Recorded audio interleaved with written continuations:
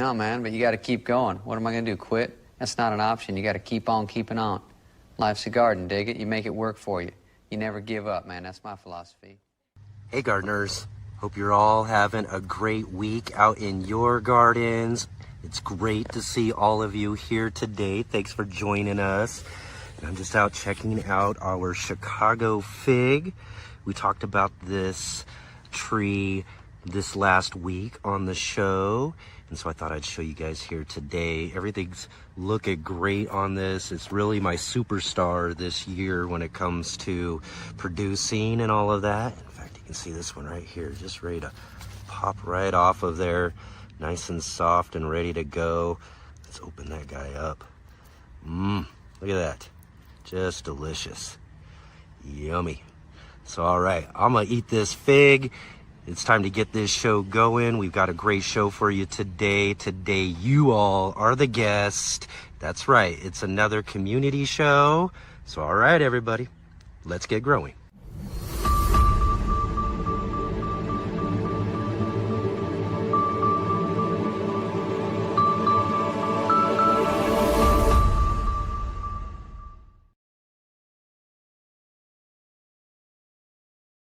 All right, everybody. Here we are. It's Saturday. Welcome, all my garden enthusiasts and passionate plant people to the Let's Get Growing show right here on the Urban Gardener channel. I'm Enoch. I'm your host today, and we've got a fantastic show, a really, really fun show ahead. I'm sure of it because we've had so much fun with these shows over this last year. So here we are. It's time for another community show where you all, the audience, are the guest. Yes, that's right. You all are the guest today on our community show. And we look forward to talking with all of you who volunteered to come up onto the stage and to talk with us here on the show. So here in just a few minutes, I'm going to share with you all our show link, our live show link. And then at that point, you guys can come in and join with us, and we'll do like like one of those radio talk shows, and we get to talk to all the audience and hear about what you've got growing on in your garden. So I look forward to seeing all of you, and hopefully we got some new folks out there as well too to jump in and hang out with us today. So that would be really great. But also right here at the top of the show, let's go ahead and do this, everybody. Let's hit that like button. Let's hit the thumbs up real quick there. Subscribe if you haven't subscribed. Bell notification for all of our upcoming videos and live streams, and definitely share with all of your friends. Let them know that we're here every Saturday and Sunday, 11 a.m. Pacific Standard Time, 2 p.m. Eastern, and 7 p.m. British Summertime, and real bright and early for those of you who are getting up real early over in Australia. But thank you all for taking your time to be here with us today. I really, really appreciate it. Also, big shout out to all of you who are joining with us on the replay too. I know a lot of you folks join with us when you get your chance to watch the show throughout the week, and I thank you for joining in with us as well. And unfortunately, we didn't get to see you here on the show today, but it's still great to have you. Jump down into the comment section. Let me know you're here. Let me know what you got growing on. I want to hear all about your gardens this year. How are things growing? How are things looking? Are you getting a lot of stuff? Are you harvesting things? It's really that time of season. I'm pulling tons and tons of things out of the garden right now, and I hope that all of you are too. So definitely let me know down in the comments section below. And if you're here with us live, definitely jump into the conversation, jump into the show today too, because this is a live show where you guys are the guests. Like I said, our community show. So definitely jump in to the conversation if you can. And if you do have any questions though too for any of the folks that are coming on today, myself or any of that, definitely put that into the chat as well too. And put those in big bold capital letters too though if you do have any questions. That way I can see those questions from the regular conversation. And definitely follow all the links down below to all of our other social media as well too. So thank you all so much for being here today. Really excited. It's kind of like a almost official an official Saturday show for us. We haven't had too many of those lately, but it's great to be here. It's great to be with all of you. And I just just want to say that we got some things coming up here too. If you go to our channel page, you'll notice that I do have a video premiere set for this next week on Thursday. And I just say this video is a video of a visit I did a while back ago, but it's about time to get it out. It's appropriately timed as well too, because we got a trip coming up here in Northern California. So I want to put out this video of a visit I did with the Fig Hunter.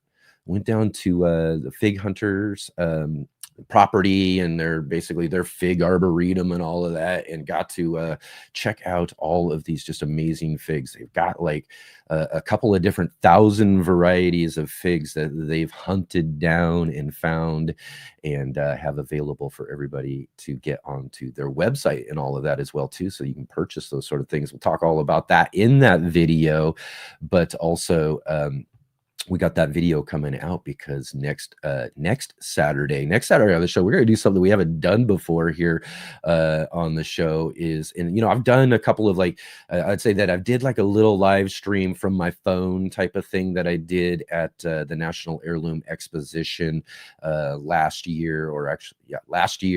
And then, so that's about as much as I've done as far as a live show on location. But we're going to try to do a regular a show, hopefully have some folks to interview and all of that down at the Fig Fest down in Northern California. This is an event that the Fig Hunter and their organization, One Seed at a Time, puts on, and just a fun little event. And I just thought this would be a great opportunity for us to get out and give it a shot, give it a try. Let's test it out. Let's see if we can do a show live on location. I've got some plans to do some of this stuff for other events. I'd like to get up to the Seattle Flower and Garden Show. And originally I was hoping to be able to do this actual live stream at the National Heirloom Exposition, but they canceled that for this year. So there's no event as far as that goes. So we're going to venture on down into Northern California there and go visit the Fig Hunter and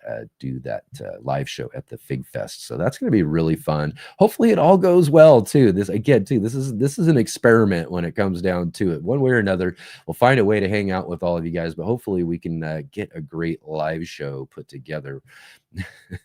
And then also too, this Tuesday, and I know I've been talking about this, I've got a summer garden tour. We're gonna go walk around and check out all the different things I've got growing on here in our gardens, and lots of really cool stuff, and again too, not everything is great. We'll show you some of that stuff as well, but it's a good opportunity to get a good tour of what we've got growing on around here and see all of our gardens that we have. So definitely want to check that out. I'm going to put that out on Tuesday, so we'll get that all set up. So be on the lookout for that premiere when it gets set up here. I should have it all finished up and ready to go. And also too, if you guys didn't get a chance to check out last Saturday's show, we did get a fun little hangout with our good friend Jay Dixon, our facilitator. She joined with us to talk all about fall gardening. We talked about just different strategies and things, and about getting your fall garden started. So you definitely want to go back and check out that conversation. I'm sure we'll get a chance to see Jay here at the end of the show here as well too. But definitely go back and check that out. Last Sunday on the show, we had with us the Garden Party podcast, where we had a surprise for the original Garden Party podcast. Phil from Phil's Figs, Destin over at the Texas Garden Guy, and Desiree from Gardening with Des. We brought them on the show, but they added Josh from the Plant Techie to the Garden Party show that they do, and so we surprised them with having Josh on as well too, and it was just a really fun show, a fun conversation. It's always great. It's always a party with the Garden Party, and you'll want to go back and check out that show as well too. So yeah, lots and lots of great stuff going on here on the show, on the channel, all of that. You'll want to be keeping an eye out for all of that as well. But right on, everybody. Again, too, really hope that you all are having a great day. And we want to get to this community show here real quickly. I gotta actually let's get this together now real quick here. I'm gonna get this link for everybody, and I'm gonna drop this into the comments section here, and then we'll get through and talk with everybody real quick. But let's get this started anyways. And this here, dropping it in right now, is today's show link. Now, for all of you who would like to join in on the show, just go ahead and pop on in there. But what I ask of you, though, too, is to in the private chat. There's a little private chat feature. If you come into the into what we call our online studio here, you'll see that private chat feature there. Drop in the name that you would like used into that private chat there for me, so that we can get those set up. All right. And let's see here. Right on. And again, too, thank you everybody for being here. I saw folks jumping in early on as well, too. So let's drop into the chat here and see who we got joining with us. And of course, right at the top, we want to definitely say hi to our good friend and facilitator of the show, Jay Dixon, joining us from Huron County, Midwestern Ontario, Canada, in the lee of Lake Huron. So right on. Thank you, Jay, for being here. Keep an eye out in the conversation for different links and things that Jay's dropping in for us throughout the show. She'll be helping sharing our show link as well, too, as we'll have that popping up throughout the show. And I hope that you all take the opportunity to come on and join in with us today. It's, like I said, this is just one of the fun things that we've been able to do here on the show is have this community show where you guys can get and be on the show with us. I think it's just a really, really great fun feature that we've been doing this last year. So right on, David. I see David here, Bowtie Life in the Garden, saying Triple G, greetings, Global Gardeners. Right on. Good to see you, David. I'm sure we'll see you here in just a few minutes as well, too. And then I saw early jumping into the chat just a little bit before we got going. We had Katrina from Sow and Tear joining with us. She's here just up in Douglas County, Oregon. So she's listening in while working on stuff and getting things done. I hope everyone is doing well. Awesome, Katrina. Maybe we'll get a chance to get you to jump on for a second here and say hi. Let's see here. Also, gardening channel with Hot Potato. Right on. He's like, I love to join in. Awesome. So we look forward to seeing you here. Just dropped our link in there as well, too. And he says we're talking dragon fruit. Awesome. And he's just almost done making some fig jam. I know I need to make some fig jam with my figs that I've got coming off of that tree that you guys saw there at the beginning. I've just been eating figs like crazy lately off of that thing. It seems like every time I turn around, new ones are ripening up, and they're just so delicious. And check out again to our upcoming little summer tour this Tuesday that I'm going to be putting out, and you can check out some of our other fig varieties too that we've got growing in the garden. Let's see here. Let's work our way through here. See Big Will Dog in the soil. Says, hello all from Indianapolis. Great to see you. I see Val Thatcher in here joining us from the high desert of Arizona. Praying for more rain. Kind of hoping for a little cool down a little bit around here, but man, I'll tell you what, I was out working yesterday and I've got kind of a little bit of a headache this morning, I hate to say, because man, the smoke, we've got some fire around us that's really going off right now and sending all of its smoke right our way into the valley. And it got real smoky around last night here. And yeah, I'm kind of feeling it this morning, all of that smoke in the air. So I hope that, again, maybe some rain or something could come wash all that smoke away and get it away from all of us. Right on. And I see Kevin here. Awesome. Joining us from Zone 7, Delaware. Thanks, Kevin, for dropping in there again, too. We are on a community show today. I hope to see some of you folks here, especially some of you who haven't been on the show yet. Take advantage of that link there that I dropped into the chat and come join with us here today. And then our good friend Adam Burley, our other moderator, joining us from Central Point, just right up the road from me here. It was great to see Adam this last week. In fact, you can check out that clip I did release this last week for our In the Garden segment, where me and Adam went down to the Ashland greenhouse to go and pick out some fresh fall veggies. So that was really fun trip. And again, thanks, Adam, for coming and grabbing me up and taking me on that cool little garden adventure for sure. It was really fun to hang out with you. And Jonathan in the chat here. Great to see you. Great to see you in the chat, joining us from San Diego. Awesome, Jonathan. Great to have you here with us today. I see Jersey Girl in the conversation as well, too. Right on. Excellent. It's good to see you and our good friend Paul over at Guten Gardening. Excellent. Good to see you. And joining us from over in the UK there, we got Rob's Allotment Gardening in the conversation. Rob, you got to come join in with us sometime. I want to see you here. You grab that link, come join with us. Come jump on the show. Everybody would love to see you. And then we got Rick as well, too. I mean, Rick, it'd be great to see you jump in as well, too. I'm putting the pressure out for all you folks I see in the chat on a regular basis, but I'd love to see you here on our community show. Rick joining us, though, as we always say, from the future in Australia there, bright and early tomorrow. He's joining us there. So great to see you, Rick. Thanks for jumping into the chat. It's always great to have you guys here. Let's see here.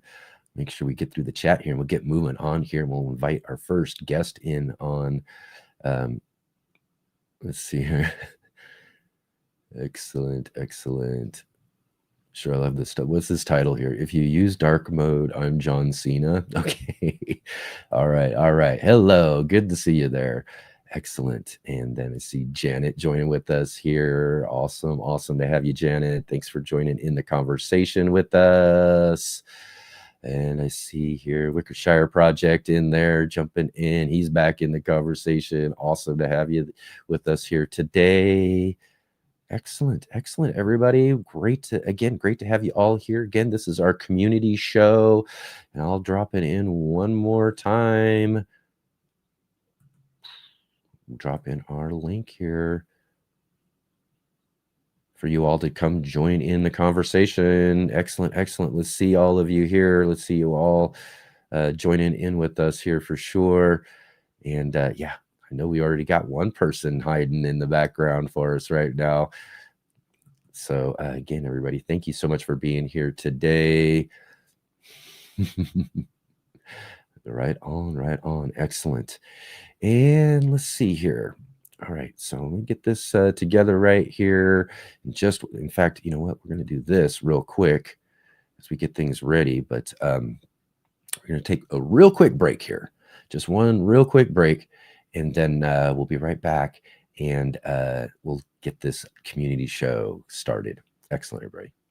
Hi, my name is Charles Malky, biologist and plant expert with Ivory Organics, where we grow cool plants and author Saving the World with the Home Garden.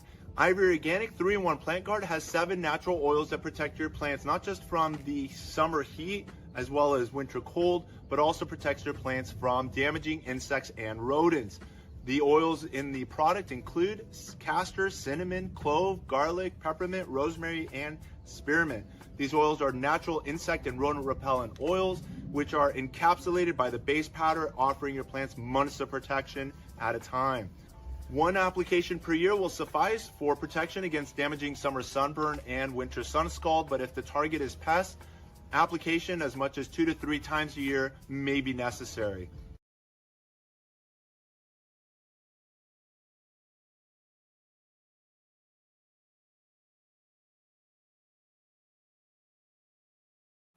All right, everybody. Okay, again, I got to put the pressure out there for everyone. Let's see some folks clicking on that link there and joining with us to join in for our community show today. But we will get started real quick here with our first guest hanging out with us. Always great to catch up with this guy. And you guys get to see him once a month on our In the Garden segment as well, too.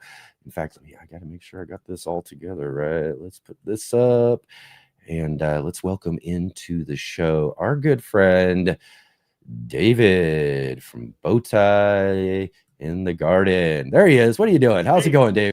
Hey, it's going good. Can you hear me all right? I can hear you. Excellent. All right. Great. Good deal.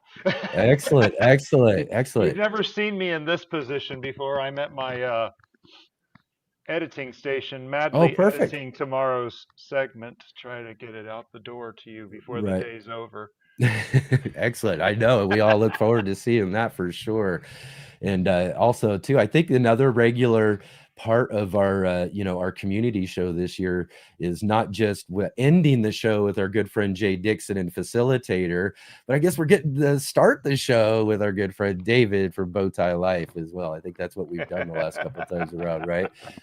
But great to have you, David. Good to see you editing hard on that video segment for tomorrow. I tell you what, I've been working for hours on this. I was supposed to be working on it last night, and Mrs. Bowtie got me drunk with a wrongly mixed martini. She doubled the alcohol content, and neither one of us could function last night. Oh my! So yeah, this is all her fault. It's all her fault. All right, excellent. Yeah, that's great. Well, yeah, it doesn't work very well when you're a little inebriated getting editing done. I haven't drank in a few years and all of that, but I do remember the days of sitting around on a computer trying to do that. It never worked out well. Well, we don't very often, but she had a rough day yesterday, and I allowed it. Oh yeah. As if I had any say in that. Right. You see Paul here says, not wearing a bow tie is some true camouflage. Yes, I am. I tell you what, I'll be sure not to stand up because I'm in pajamas too. Oh no, yeah, there you go. Yeah. Exactly. I know. It's a rare sight. I think I've had one video where I appeared in my pajamas before. Yeah. Well, that's the great thing about doing this show. I've got a desk right here. I wear my pajamas if I need to. I only got to get the top half done. You could be dressed in boxers for all we know. That's right. Right. But I'm not really. I'm in jeans, everybody. Come on. All right. Okay, come on. Just to clarify things around here. And now we know. That's great. That's anyway, so fun. A lot of history in tomorrow's segment. A lot of history on our garden in tomorrow's segment. Oh yeah. So yeah, I've been looking at my content and trying to figure out what to do. I've got 4 years worth of videos, all cataloged and everything, and I'm going to start changing a little bit of the direction into focusing on one crop. I think it's going to be my new direction a little bit, not completely, but I'll still do the garden tours and the other stuff. But I'm looking for some new kind stuff of a to primary. do. I've done a couple of seasons where I've just kind of done that. It's just kind of, this is my primary. And in a way, my season this year is almost similar in a way because I really cut back a lot of the stuff I normally grow and just grew a handful or more of certain things that I wanted to grow and all of that, just to really not. And ultimately, and I talk about this in the upcoming garden tour as well, too, is that, the real goal this year was not to put too much pressure on myself, but there were a few little extra things that kind of snuck in there as well, too. But a lot of stuff, that I didn't normally grow this year. But I've done those kind of like almost where I've just, like peppers. I'm just going to focus on peppers this year. And then only a few other things as well after that. But yeah, are you doing that more in the sense of that's just something you kind of want to see and try, or is that just kind of pulling back a little bit? No, I'm not pulling back. I'm just trying to find where. Well, I'm trying to get to that final tier of monetization right now, and been studying and trying to figure out. Okay, looking at my 2 biggest videos, and one of them was that mint video. Actually, the number 2 and number 3 was the mint video and the removing mint video. And I'm looking at, okay, it really focused on one topic, and I looked at a few other channels that had done that, and just kind of looked at, Epic Gardening. He does a lot of that kind of stuff where they do the experiments and they look at what happened over the year with this one Mm-hmm. experiment that they did, Yeah. and so I'm just trying to bring my channel to that final mile, I guess. Mm-hmm. So That really is also, till you bring that up, as far as like channels or what we're doing and that sort of thing, it is something I've wanted to do in a sense, which I really need to kind of challenge myself a little bit more, is more of that kind of collecting footage throughout the season yeah, and then putting something together that just kind of shows you boom, boom, boom. This is how we started that. But I'm again too, and it kind of even goes into what we're doing with our pepper series this year. I'm just more of this guy who goes out in the garden and I'm going to show you what we got going right now. And so so there's that two different types of how you put out the content and that sort of stuff. And I'm more used to and comfortable with that sort of thing. yeah. But those types of videos are really great when you can really just get in there, save the footage throughout the year, put it all together and show what it is. I think there's more value into some of that stuff. So I really need to challenge myself to be able to do some of that as well too. Yeah, and that's really what it boils down to. I'm just trying to figure out what I can do with over 2 terabytes of video I've taken over the Mm-hmm. 4 years. Yeah. We had James Prigioni on last season, and afterwards I talked with him a bit, and that was one of the things that he was talking and really suggesting with me too, is like what you really need to do is really start collecting clips and things throughout the season and utilize those and stuff, because that's kind of, if you watch his videos, you can tell that's a lot of what he does and stuff too. Oh yeah, absolutely.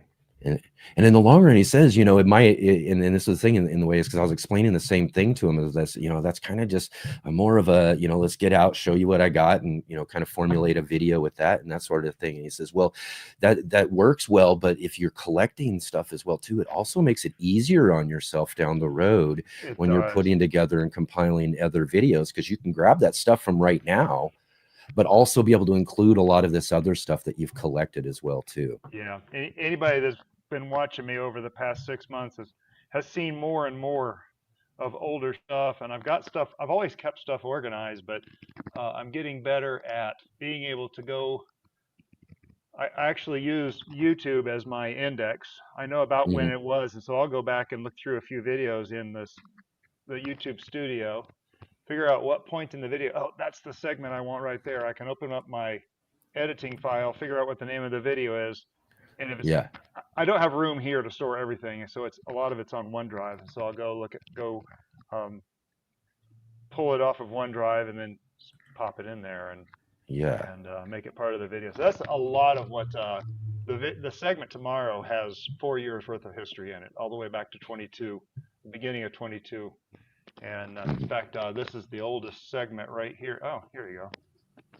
You can almost see that's my strawberry patch. Oh yeah, there you go. Little sneak peek right there, There you go. That's the very first shot. Like I said, I'm working on it right now. That's awesome. Excellent. Yeah. Yeah. So yeah, and that's the thing. I'm not going to stop. I say this frequently in my garden tours. My garden tours are my journal.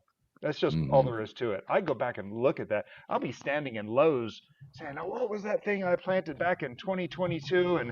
And I'll go back and look. I'll be standing there in front of the seed rack at Lowe's, looking at my videos on my phone, figuring out what was that thing that I planted or whatever, and I can find out because I do a lot of detail in there. And I've never had any complaints about all the detail I put in, but I know for a fact I put a lot more detail than most people want to see in those garden tours. But anyway, so more detail than they want to see. I think everybody likes it. Whatever you can pop in there for sure. Yeah. So again, especially for those of us who love our garden videos, for sure, we want to see everything you got, whatever you want to show. And I show it all. And so, hey, Shawnee, good to see you. And in fact, Shawnee and another fella, Radio Jonesy, are in a competition to get to monetization. and you've heard that already, I know. And Yeah. so the other night, was that like Thursday night, Shawnee? I officially entered the race to see if I can have any chance of beating those two youngsters, you know. Yeah, yeah. Yeah, are you same so for the same thing or the watch hours getting The that what? All I need is watch hours. yeah. Yeah, Right I on, want right to on. be in the race. Yeah, That's yeah, what of course, Shawnee right? says. For sure, exactly.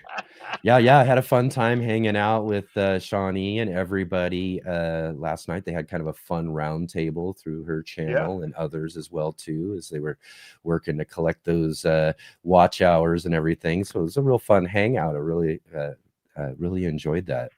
Well, I enjoy hanging out over at her things. You know, I give her a Hmm. bunch of watch hours too, and Shawnee has a gift to just pick an interesting topic and spend about half Yeah. an hour or a little more on the topic, and then we just start chatting. And then sometimes those chats go on for, I don't know, Shawnee. I've seen 3 hour videos as Right, far as the right. chat and stuff, Yeah, and yeah, it they're was a fun. nice long one. And for me though, too, it's the evening, so I'm out Yeah, working and all of that. right. So I can just click it on and sit back and listen to everybody and all of that and just kind of Absolutely. enjoy the conversation with all these folks that I've gotten to Yep. know through this community. So just yeah, just really wonderful. And again, too, if all of you haven't had a chance to, this is one of the great things about our community shows, getting to meet each other and do this sort of thing though.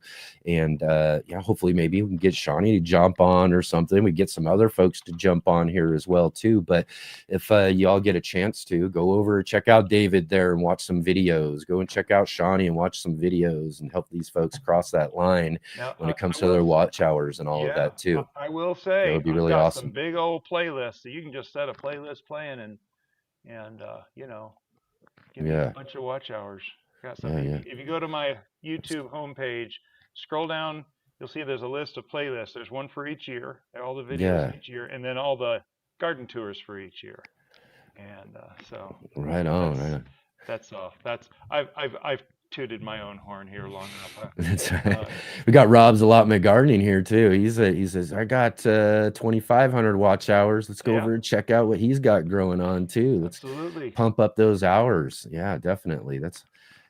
It's always great to be able to support each other through what we're doing here absolutely. on online and in the gardening community. So right I on. see Bill over at Wickershire saying he's the king of the lima beans. King of the I lima beans. Yeah, I see that. Just a few chats up. Oh, right. Uh, Oh yeah, here it is. I see. yeah, king of the lima beans as well. I Well, am there you going to go. try to challenge That must be his that strong crop this year, huh? Bill Mack for his title of lima beans next year. I've been wanting to grow lima beans, and Mrs. Bowtie's not crazy about them, but I'm ready to grow more than I need. See if we can get Yeah. another loofah result. Yeah, I've got a couple of different varieties of different types of beans, mostly, Yeah, which is great. Mostly the green bean varieties, the different types. I got a couple of yeah. different ones back there that those are producing, and I'm getting those off of there. But I've got some like other types of shelling beans and things that are growing out there, Hmm. and I think something's just eating up my flowers. That's what I'm kind of coming down to. Because I'm like, why am I not getting anything? Why is nothing growing off these suckers? Yeah. And then Well, now, so I'm just sitting there thinking, I'm like, man, something's crawling up here, and it could very well be like earwigs or something like that. They love flowers, and they're plentiful around here. So yeah, if there's something around just eating those flowers before they get a chance to pollinate. well, now, and it's interesting because I planted a whole bunch of beans this year on a 16-foot panel, Hmm. and more than normal. In fact, I know I at least double sowed it. I may have even triple sowed it because they were old seeds, and I thought, some of these won't grow. Well, every single one of them grew, plus a few more that just spontaneously appeared. Hmm. And so I've got all these beans, but they haven't produced but 2 servings of beans for us this year so far. And Yeah. someone was saying the other night, in fact, I think it was last night on Carol's show, she said, or someone did, why don't you just plant new ones? Well, these guys aren't done yet. They're green, they got leaves, it's been hot. The reason why I hadn't been producing is because it's been hot. The great thing about leaving them, though, and these are pole beans. They're not the bush beans. They're pole beans. But the great thing about leaving them, those things have some incredible root structure out there because I've left them out there for so long now. Mm-hmm. They've just been developing roots and developing leaves and everything, and they are this close to starting Yeah. to produce. It's going to be nuts. I'm hoping. I'm hoping. It normally does. But how to Roger grow Shire lima says, beans, plant and neglect. Yes, yes. neglect the living Living schnitzel out of them. out of them. Yes, That's right. yes. That's my kind of crop right there. I can do a lot of neglect. Yeah. That sounds like something my good friend Cisco Morris would say. Yeah. Oh man, right on, right on. Okay, guys, I'm gonna drop this in again here. Here's a link again. Come on, y'all. This what we think want you to got see. I someone want to over see there. some folks. I want to see some folks in the background because this is a community show today. You all are the guest. Hey, So let's grab a pull- hold of that link. Come jump in and Pull in again- that scary guy over there. That's in the. Let's do a takeover here of Enix's channel and pull in the other guy that's in there. oh, you want us to get everybody in all at once, huh? Yeah. Oh, well, there's a different take on something we haven't done I've here got with our words for community him. show, right? I've got Let's see words here. for I think him. we're all right. We'd have to do this here. So, all right. I hope he's ready. I'm gonna pop him in right now. We got Big Will Dog. Now it's a party. The garden here. It's a party now. Yeah, this guy's got a project coming up right now. That coming out tomorrow, Will? Probably, yeah. That'll give me another day to keep working on the rest of it. All right, I understand. It's putting those finishing touches on. Just giving him a shout out. Him. You're right. A shout out on what's Give coming up. that We gotta go guy a this way. shout This out guy. too. Or this guy. This guy. This guy. Yeah, It's one of those. I know, like we were having fun with the garden party last Sunday, you know, like the whole Brady Bunch thing. Except for you just don't know which way to look. They're a hoot, aren't they? When Man, they're that was a good episode. I like those guys. Yeah, that was a fun little surprise for them too. I thought that was a kind of a fun little. Yeah, you pulled in Josh. I was like, yeah. What is he doing? Oh, Josh, of course. yeah, exactly. Yeah, he was, and again too, I was because you know, he had just been kind of, you know, recently last couple of months joining in with them and all of that too, and we're already used to just seeing them on the show with the three of them and everything too. So I was like, all right, I'm just going to invite the three of them. And then I knew, like I was saying there too, though, is I knew that they just, you know, they're just such great, thoughtful people and stuff. That I knew that when when it came down to the show, somewhere they were going to go, hey, what about Josh? We got to have Josh too, you know, and they did. And then I totally ignored them too. So they must have thought like I was so awful for a minute or whatever there. But I was like, no, they're going to enjoy the surprise. Oh, yeah. It was good. It was good. Well, I was just transitioning. I'm going to transition myself out. Want to say hi to Big Will Dog over there? My brother from another mother. Thanks for all the help, buddy. All right. Absolutely. I am so happy to. I was quite honored when you asked me to help out, and so basically I got, and we'll talk about AI sometime, but anyway, I kind of helped Big Will Dog with a little bit of my AI, and it was really interesting actually. Kind of, it's you know, you talk about how it helps and everything, and and this has been a big realization for me here recently, and I've been playing with it for about 6-8 months now, and in fact Tony O'Neill taught me, and I think he's taught you a little bit too, hadn't he, Enoch? Yes, yeah. I've done a couple little sessions with him too, but, for sure. Anyway, so you know, you got someone who has trouble walking. Well, they use a walker or something like that. Well, anybody who knows me very well knows I've got this raging ADD brain that spent 26 years on the maximum recommended adult dosage of Ritalin, and for 26 years, you know, and so it kind of messed up my mind, my memory, and everything. And I've discovered that properly used, AI really can help people Mhm. that have trouble putting thoughts together, and sometimes I just can't put two sentences together. In fact, it was so funny. Yeah. Not Wednesday night, but a week ago, last Wednesday night, we were at a Bible study, and I was having a difficult time, and I had a thought I wanted to share. So I typed it into AI, and AI actually organized my thought. I couldn't even read my silly screen. I Mm, couldn't form a full sentence, even though the words, and I had right. to give it over to Mrs. Bowtie, and she read it for everybody so that I could share. And Yeah. that was the time I realized, like, wow, there might Yeah. be some validity to this. We might see some good things Mm. coming in the future with it. So, Yeah, yeah. And then I'll say too, though, is that, I think of it in a way too, is I want to learn more and kind of get into the process of utilizing that hmm in certain ways and all of that. Um, but, one of the things I think about and I thought about too with it is, I don't want it really, writing for me in a yeah. sense. Yeah. But then I'm And you sitting don't there have to, yeah. thinking, hmm that, you know what, more than a writer though, and I have a past with working with newspapers and doing that sort hmm of stuff, is I was always an editor. I was always a really good editor. I was the one that a lot of the writers would turn to and say, hey, do some copy editing for me, tell me, what this and that is going. So in the long run, I think, utilizing it in a way to where, you get it to put something up for you and then go through it and just edit it out, work it out to where it's, you're getting what you want to put across the way you want to put it Yeah. across and all of Mhm. that too. And so again, too, I look forward to, figuring out more of this, and David will have to maybe include you on the next session I do with Tony and all that. We'll do something together where two of us who are learning and figuring this stuff out can really dig into his knowledge a bit and get some of this stuff working for us.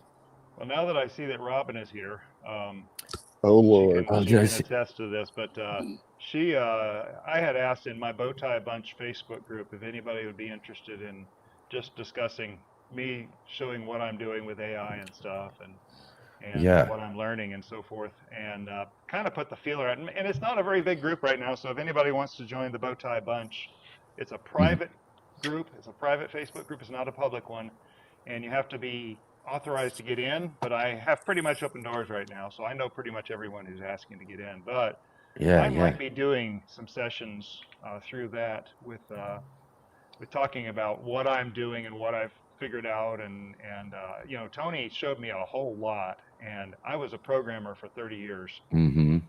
I lost that skill with a server crash back in 2023, May 8th of 23. I had a very bad experience with my server crash and kind of lost that gift, Right. but AI kind of scratches that itch for me, and it's very different. It's very different. So, Yeah, yeah. Yeah. Again, too, I've always been one of those been apprehensive about it, but at yeah, the same time, the more I'm learning about how it can be utilized, what we can do to make it work for us the way we want it to, yeah, I'm absolutely. becoming more and more open to it, and again, too, hopefully I can figure some simple things out so that I can really, work Yeah. it into what I'm doing with Well, my workflow. But let me give you anyways, an David, okay. real quick, we're gonna keep going and going on here about this I sort of know, I stuff. But know. anyways, you know what? Send me a link. Send me a link to your group there too, so I can make sure I get in on that as well. Okay, All I right, will do David. that. Yep, and Great to see you let the today. boss Great. man over here have you. And Absolutely, I know. Whatever. We brought him in, and we got him just sitting back, listening to us talk. So, all right, David. You take care, and again, we'll see you you tomorrow too. for In the Yes, Garden. great All to right, see you. Yep, I'm working on it. I'll have this rendered. I'm trying to have it to you by the end of the day today. So all right. Get Yeah, to we'll work, see you buddy. then. I know, I All know. right. Okay. Right on, right on. Oh, I gotta get this on there. There we Big go. Will, how are we doing, man? How's it going? Okay. Now that I'm a little bit Yeah, better than you're I, outside today. yeah, I might as well came outside. The wife's still sleeping. She usually stays up late. Well, we always stay up late, so she's still asleep Right before on. she leaves for work. So I didn't want to wake her up. Oh, excellent. Plus, Right it's on. nice out Good. here. That's good to be thoughtful like that, right? Oh no, it's not thoughtful. It's self-preservation. That's right. Huh? That's right. Self-preservation. That's good. That's good. Yes. Especially if you got to be getting to work, man. You don't want to be waking anybody up who's got to be working, right? Yeah. I've made that mistake a few times before, and let's just say self-preservation. That's right. So right on, man. How things growing for you so far since we saw you last? Everything's doing good. We finally got into that time because we've had this like unseasonably soon cold snap that Mm-hmm. you can already start to see the plants responding to it, Yeah. at least the warm season stuff, and I don't like it because it's just a matter of Right. time. They're sitting there saying we know our time's coming up, so you better enjoy us while you got us. That's right, huh? Yeah. So yeah, Excellent. I'm a little sad, but you know what? It's phases, right? Yeah, that's right. So what has been your biggest producer so far this year? By far the tomato bed. Yeah? Yeah. Tomato beds, your superstar? It always is, just because it's not necessarily the main focus, but it's one of the two things that actually have a connection to the ground that I grow in. So I've got a small bed that's over on the side of the house that's actually doing pretty good. I've got what is it, cantaloupes growing on my fence in the in-ground bed over here, but the raised bed, I've got 9 plants in there. Nine, Oh, and yeah. it's a 3x8 bed. Okay. And all right, Roma tomatoes are supposed to be determinate, right? I'm not too. I don't know too much. I Mine, was the way it's growing right now, looks like one for sure, but I don't Yeah, know if that's because it is or because we just have been having such hot weather that it's just kind of stunted a bit. well, I thought it was a determinant, and when it produced the first crop of tomatoes, it Yeah. ripened them like a determinant. Yeah. I'm But sure I Jay will picked let it, us know here though too, for sure. yeah, but it's acting like the rest of my indeterminates right now. It's bouncing back, and it's got more tomatoes on it, and Yeah. it's just nuts. Okay, I know you say not to do this, especially when you're on a Wi-Fi. Oh, We'll yeah. see how close I can get and All still right. keep my Wi-Fi signal. I'll have to turn around just to make sure, but Yeah. that's my tomato bed. Okay. There you go. And like I said, there's about 4 cherry tomato plants.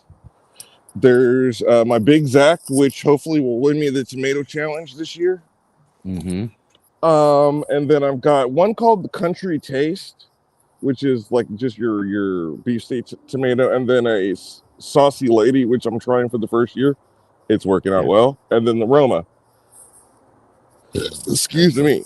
Oh, and I've got a Cherokee Purple. You know what they say about, oh, just go ahead and plant them, even if it's late or whatever, they'll catch up? That's a lie. That is a lie, Well, because my original one died.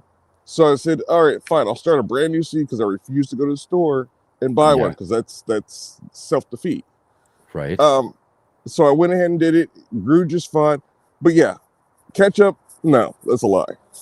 At least in my case. So Yeah, I don't find doing later plantings or growing of tomatoes in my area very well as either, just because of kind of just how extreme certain things can be for us. I mean, we get really hot during the summertime, and then it can cool down pretty quick when we get into, late October, early November. So if I can't plant anything during that hot period, I'm just going to cook them out and all, and then, if I start to wait for it to start to cool down, I just don't got enough time between that point and when it starts to cool down for them to start producing or doing anything, at a level that we can really save anything from. yeah, and I mean, the one saving grace for me though is, other than my compost that I put in and like the little small handful of granular I put into the planting hole, I haven't had to fertilize or water them. Oh no, I watered them once, but this whole season haven't had to water, haven't had to feed them, and this is the 4th year I'm going on this bed with just compost. Oh, right on. Well, and again, too, that's all I really do. That and some, compost tea feeding throughout the season and all of that. But again, that's all I really find that I ever need for growing my plants and getting from them what I need. Yeah, well, that's only for like the side bed too. I did Mhm. water the side bed just because with as many cantaloupes were over there, I just want to make sure I had enough water. But Mhm. for the most part, I haven't. They've been the least fussy of all my plants that I've had Yeah. this season. Right on. Yeah. Well, that's awesome, man. So you're getting what was it you were doing? Were you making tomato sauce last time we were talking to you? Was that what it was? Yep, yep, That's right. So you're probably getting tons and tons of tomato sauce then, huh? yeah. You know the problem with having too many tomatoes? Running out of space Mhm. in the freezer. Thanks, Dave. Because now that he was like, "Oh, just freeze them." Yeah. Now you started like World War III in the house because my wife's trying to throw stuff from the grocery store in the freezer, and guess what? No space. You gotta stay on top of cooking those things down then, huh? Yeah, and it would be Freeze your simple if sauce. Maybe you need a yeah, second freezer. it would be a simple thing if my wife hadn't made me do little tasks for her. Like last night, I sat there Yeah. making pickles for her, and the entire house. She walked in from work, and she goes, "Phew, it smells like feet in here." I'm like, "Yeah, it's your stupid pickles." Yeah, right on. So, Exactly. so I mean, it's not a fight, but it's just funny. Mhm. It's just like It's you're doing yeah. something outside, or I'm doing this whole thing mostly for myself, but then there's just little parts of it that sort of kind of bleed into life, regardless Yeah. whether you want to or not. So it's just fun, you know. Right So, on.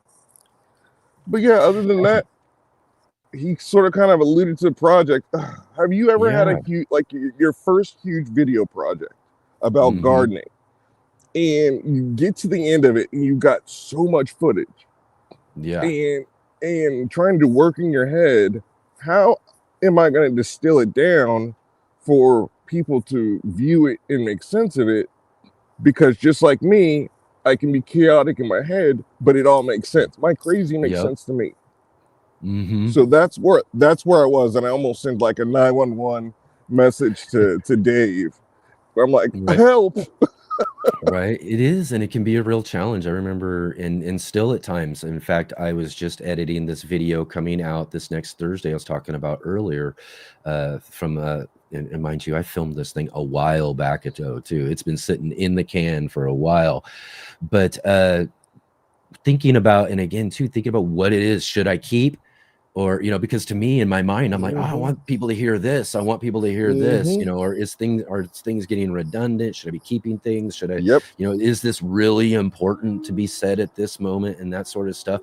Because to me, most everything I shoot, most everything I get, I want to include it. I want to show Yeah. people this is what I've seen, or this is what we Yeah. talked about and that sort of stuff. So, it gets really hard and you got to get better and better at it. And I don't know if I really have as much as I was editing this last one and all of that, but there are certain chunks. You got to take chunks sometimes and go, okay, Yes. flip and cut. And it's like, oh, let's hope we can really, convey that through what we were saying over here with this smaller, shorter clip of this, so yeah, it's And what worst I of all, hear too is like every second of the video is so important. And that's right. It is. And it's also important what you're including too, because sometimes, and I have long videos sometimes because of it, because there's just stuff I'm yes. just not willing to cut out, Yeah. because, maybe I could have, maybe I should have, but in some senses, I'm just like, you know what? It's just going to be a part of it. And if the video is just a little bit longer than I want it to be, then, at least I'll feel better about what I've put out myself because Yeah. I've included something I thought was important. Yeah, well, see, my problem was basically the same thing. I'm like, okay, I don't have the biggest subscriber base right now, Mhm. and I don't want to make this like movie that I should have charged tickets for or something, and have people sit there all day with this video. So Yeah. in my head, I had a hard limit on where I wanted to stop it at. So then when I sent the video that was like my first pass through it to Dave, and of course he had to crunch it through his freaking AI, and what I got back was actually kind of good. It was like, you're on the right track, this makes sense, blah blah blah, but maybe you should think about adding this or adding that. So then I had to go back and re-record certain, because I didn't quite do or Mhm. anything that I could like already take and then add in. But by the Yep. time I got done that, my hard cap was passed. I'm like, oh, there's no way for me to do it, and I'm not cutting anything else on this part. Yeah. So sometimes Yeah, you you just gotta talk just close Yeah. enough is good enough sometimes. Sometimes, but yeah, I'm also very, sometimes I won't live with certain things. And case Yeah. in point is this last week, I was telling everybody I'm going to get this garden tour out this last week. Well, I'm trying to work on and edit it, and there were just too many few parts because I filmed it a few weeks, or I filmed that footage a few weeks ago, and or just a couple weeks ago. And so I was going through it and I was trying to edit it, and I was just like, I don't like this, and I didn't show this, and I wanted to really show that, you know what I mean? And so I was just, you know what, forget it. Dusted all of that footage off, grabbed the camera and went back out and just started and reshot everything, because I wanted to make sure I was showing and including things that I was intending to do. And I just think that maybe the first time around I was just too quick and just in too much of a hurry to try to get some stuff done. So sometimes that sort of stuff comes up as well too. I've just canned everything and just reshot whole videos before, or No. or I've got to do, or this, just I don't know why. Or sometimes like it'll be something as simple as, why was I looking off camera so much? You know what I Yeah. mean? While I was trying to say something in this one clip as I'm trying to end the video. So I'll go back there and do the whole ending, or do that whole thing over again, because that just bothered me too much, because I know if it bothers me, I just feel like it's going to bother other people as And well. you notice things in the video that you expect other people to notice, and when they don't notice it, or you like ask a friend or whatever, they're like, what are you talking about? And then they notice it, and then they start talking about it. It's like, if I would have just kept my mouth shut, it wouldn't be bugging me right now. Yeah, exactly. And that is really the case, is that we are our own biggest critics when it comes down to it. And a lot of the stuff that we think about or worry about or concern ourselves about with editing and putting our videos out, most people don't even think about. They're not seeing those little details that we're looking at, because we're editing ourselves and doing that sort of thing. So at that point, we get more, like I said, more critical of those little details. It seems like Bill and Dave, I guess, both understand, because Bill was sitting there saying that Will on Point storyboarding the filming. Yeah. And then Exactly. do you film notes, or I'll end up filming for 2+ hours instead of 30 minutes? That's me. That's exactly me. Yeah, and again too, it also comes back to what I was saying, with David and everything, is that or about how I film and do things more than collecting things and putting stuff together, which really storyboarding and all and scripting and all of that works well with. I don't like scripting, and it doesn't work out very well for me. I have done it. I have tried it, and it just doesn't work out so well, and doesn't make me feel like when I'm editing the stuff that it feels authentic. Yes. So at that point, I'm just like, I'm much better with just kind of unscripted, going at things and doing unscripted stuff too. You get just as much like, oh, I didn't say that right, let me redo this, or I didn't get that, or say the thing I really wanted to include in that, so let me say that. So you get just as much of trying to redo stuff in a sense as you do, as I found with scripting and all of that. But I find that really I do a lot more with scripting. It's just because I'm just trying to follow a script. I'm trying to say exactly what I wrote down, and making sure I'm getting those points out. And then it just, to me, it just fails almost every single time. Yeah. And the bonus with just going off the cuff is maybe something that you cut from the video doesn't work there.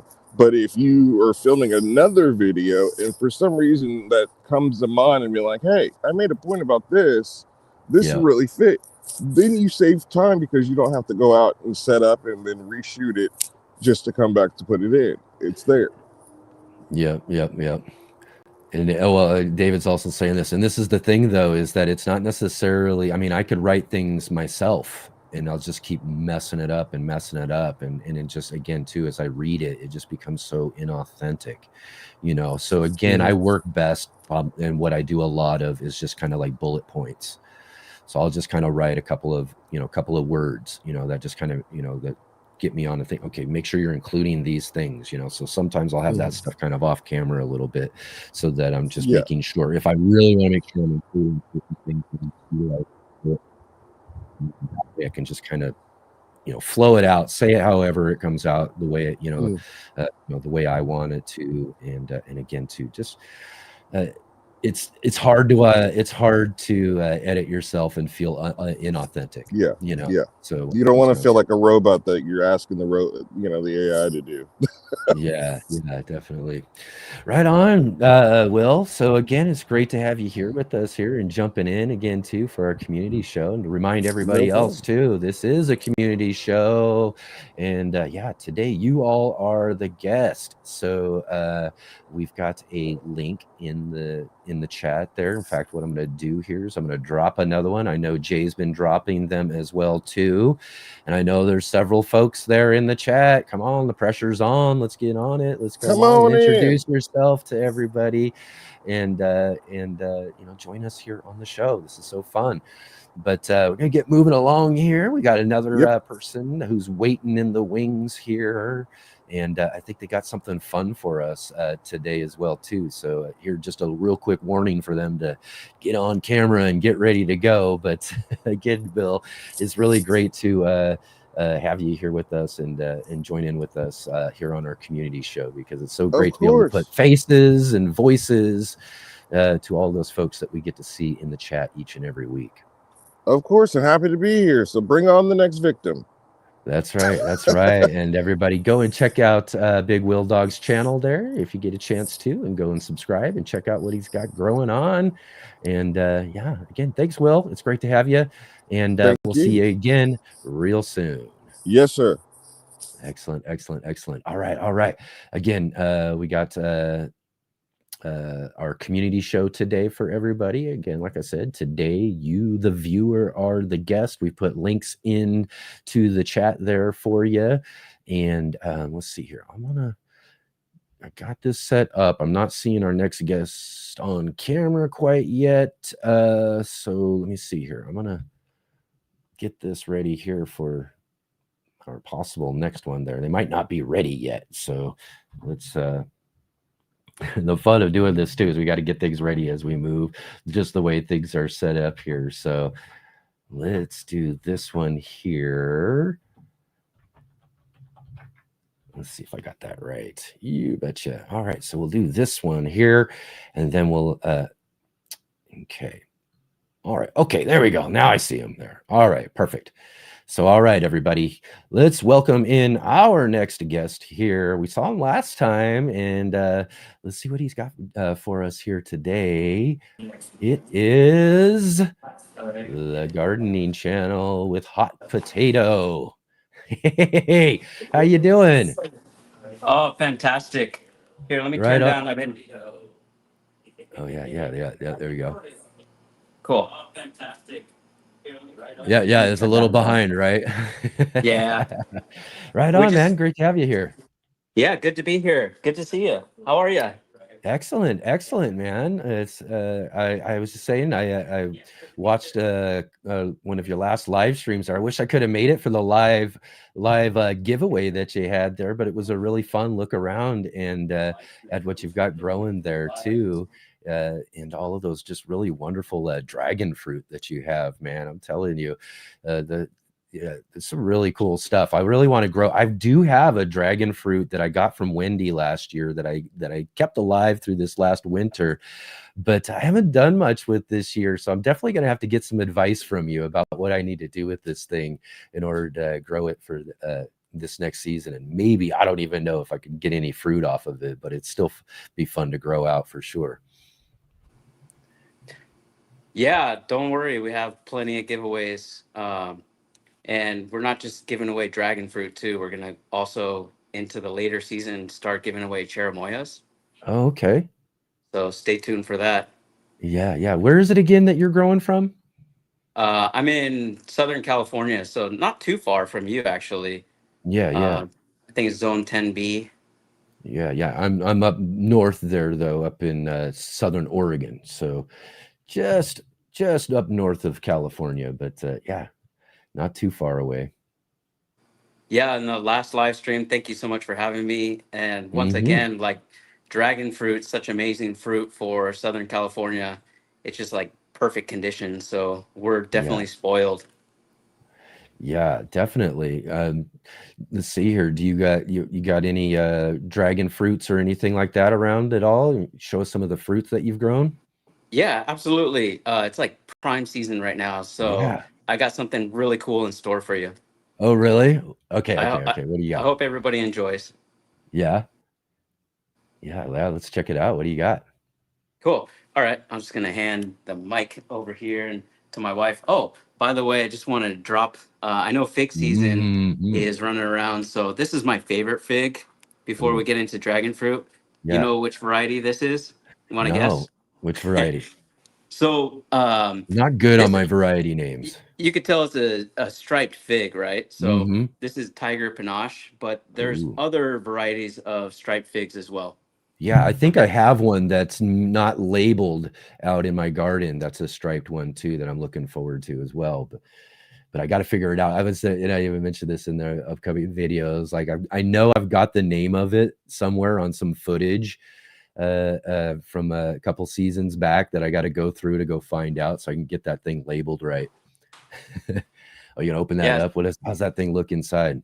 Yeah, so this is a Tiger Panache fig. It's my Mm. favorite one. It has a jam flavor to it. It's Ooh, like look at strawberry that. jam. Oh my gosh, my mouth is watering already. Yeah. Whoa, that is so good looking. So we just got finished making jam, and I'm gonna end my 3-day juice fast actually right now on your live stream. So Oh, I'm there gonna you juice today. go. I can't stop. Mhm. Just do it. I know, just do it. Oh man. See, now I'm jealous. I'd love to be able to eat that. Don't you just love figs? Oh, dude. Uh I have only in the years that I've started gardening and growing my garden in these last 10 years become familiar with figs and really only it was only about 6 or 7 years ago that I ate my first fig. My whole life I'd grown up just all I'd ever known of a fig was the Fig Newton cookies. Mhm. And I had no idea about the trees, the plants, the I guess what we call them are their flowers more than their fruits. But they've become one of my favorites. I just absolutely love them. And my Chicago fig I've got, which grows really well for my area and everything, is just producing like crazy. I showed that at the beginning of our show here Awesome. today. And man, that thing is so delicious, so great. And again, yeah, it's Mhm. my superstar this year, and which is really awesome because again, like I said, next to everybody knows peaches are my number one. I love Mm. peaches. I just can't get enough of those. But figs are right up there as probably my second favorite fruit for sure. Well, before we get into the next segue, the dragon fruit, I was Yeah. curious, what's your favorite peach? Because I have a tree, but I don't even know what it is. It must be a stone fruit, and I'd like to graft new varieties in Southern Hmm. California on it. And we ate Yeah. donut peaches at Costco. That was really good. So I like those, but I'm open to any suggestions. Yeah, well, I again too, I'm so terrible with like variety names and all of that. The one peach I have is that I grow out of a container. It's my container tree, and it's a frost peach, is what it's called. And it grows these really nice, and they're smaller peaches, but it grows really well out of the container and all of that we grow out of it. But my project I'm working on, which is what we're going to do here in the next couple of weeks, is I'm pulling out this old bush and this whole space and getting this space prepared so I can do my first in-ground peach tree. And I'm going to be getting a variety from Dave Wilson Nurseries. So I check out Dave Wilson Nurseries for you because they breed some really great, very tasty varieties of different fruit trees, and they have them very specific for your area where you grow in. And then grafting trees together is something I really want to do, and I'm hoping that this tree will then become my project tree to do a very similar thing like you're talking about, and have maybe like 4 or 5 different varieties growing off of it, which would be really awesome. But yeah, I'm sure I'll figure out what variety that is here, probably coming up in another video or two, and share with everybody that as we do a tree planting and all of that stuff as well too. But I would definitely check out Dave Wilson Nurseries if you're looking for different varieties of any sort of trees, stone fruits, and all that sort of stuff. Anything fruiting as well. Awesome. Yeah, that's packed full of information. So I'm Yeah. a little bit familiar with Dave Wilson's, but I know that they have all kinds of cool varieties, and I think that's the right direction to go. So Yeah, thank you. yeah. We've had them on, and some was it Tom Spellman was on with us a couple of times the last couple of years to talk about fruit trees and fruit tree care and urban orchards and things like that. So yeah, they're a really great resource and have a lot of great varieties. All right. Well, let's get into dragon fruit. Yeah, let's check out these dragon fruit for sure. Speaking of varieties, so like we're kind of in the peak season. I mentioned about growing dragon fruit, and so I'm just going to pan down here, and you can see all the different varieties of dragon fruit that I have on the table. And this will Okay, be yeah. a segue into our next segment, which would be the dragon fruit giveaway. So those people watching are going to have an opportunity to win some free dragon fruit tonight. Oh, today. really? Here today?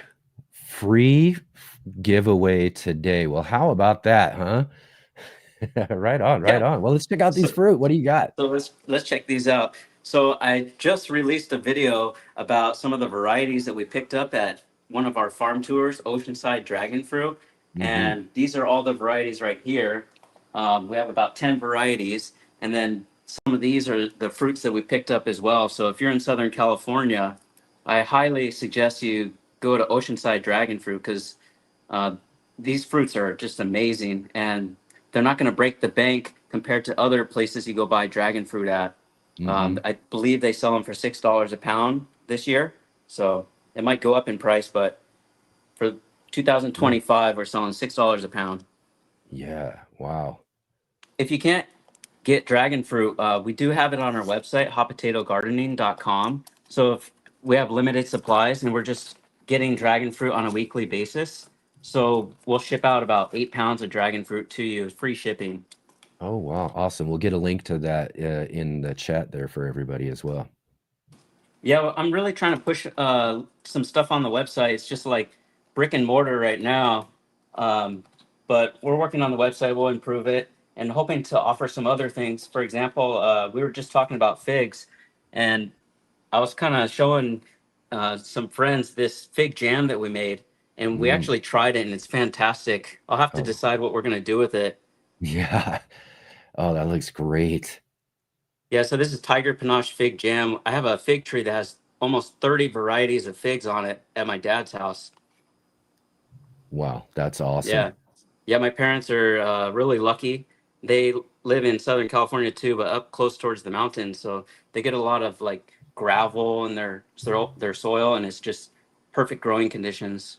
Yeah, the figs are very tolerant, for sure.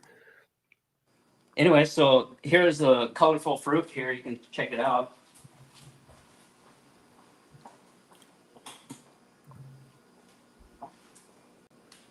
Yeah, look at them. Those look delicious. Just such a wonderful color in those as well, too. Yeah, so they all taste a little bit different, but I have to admit, dragon fruit all taste somewhat the same. Yeah. Yeah.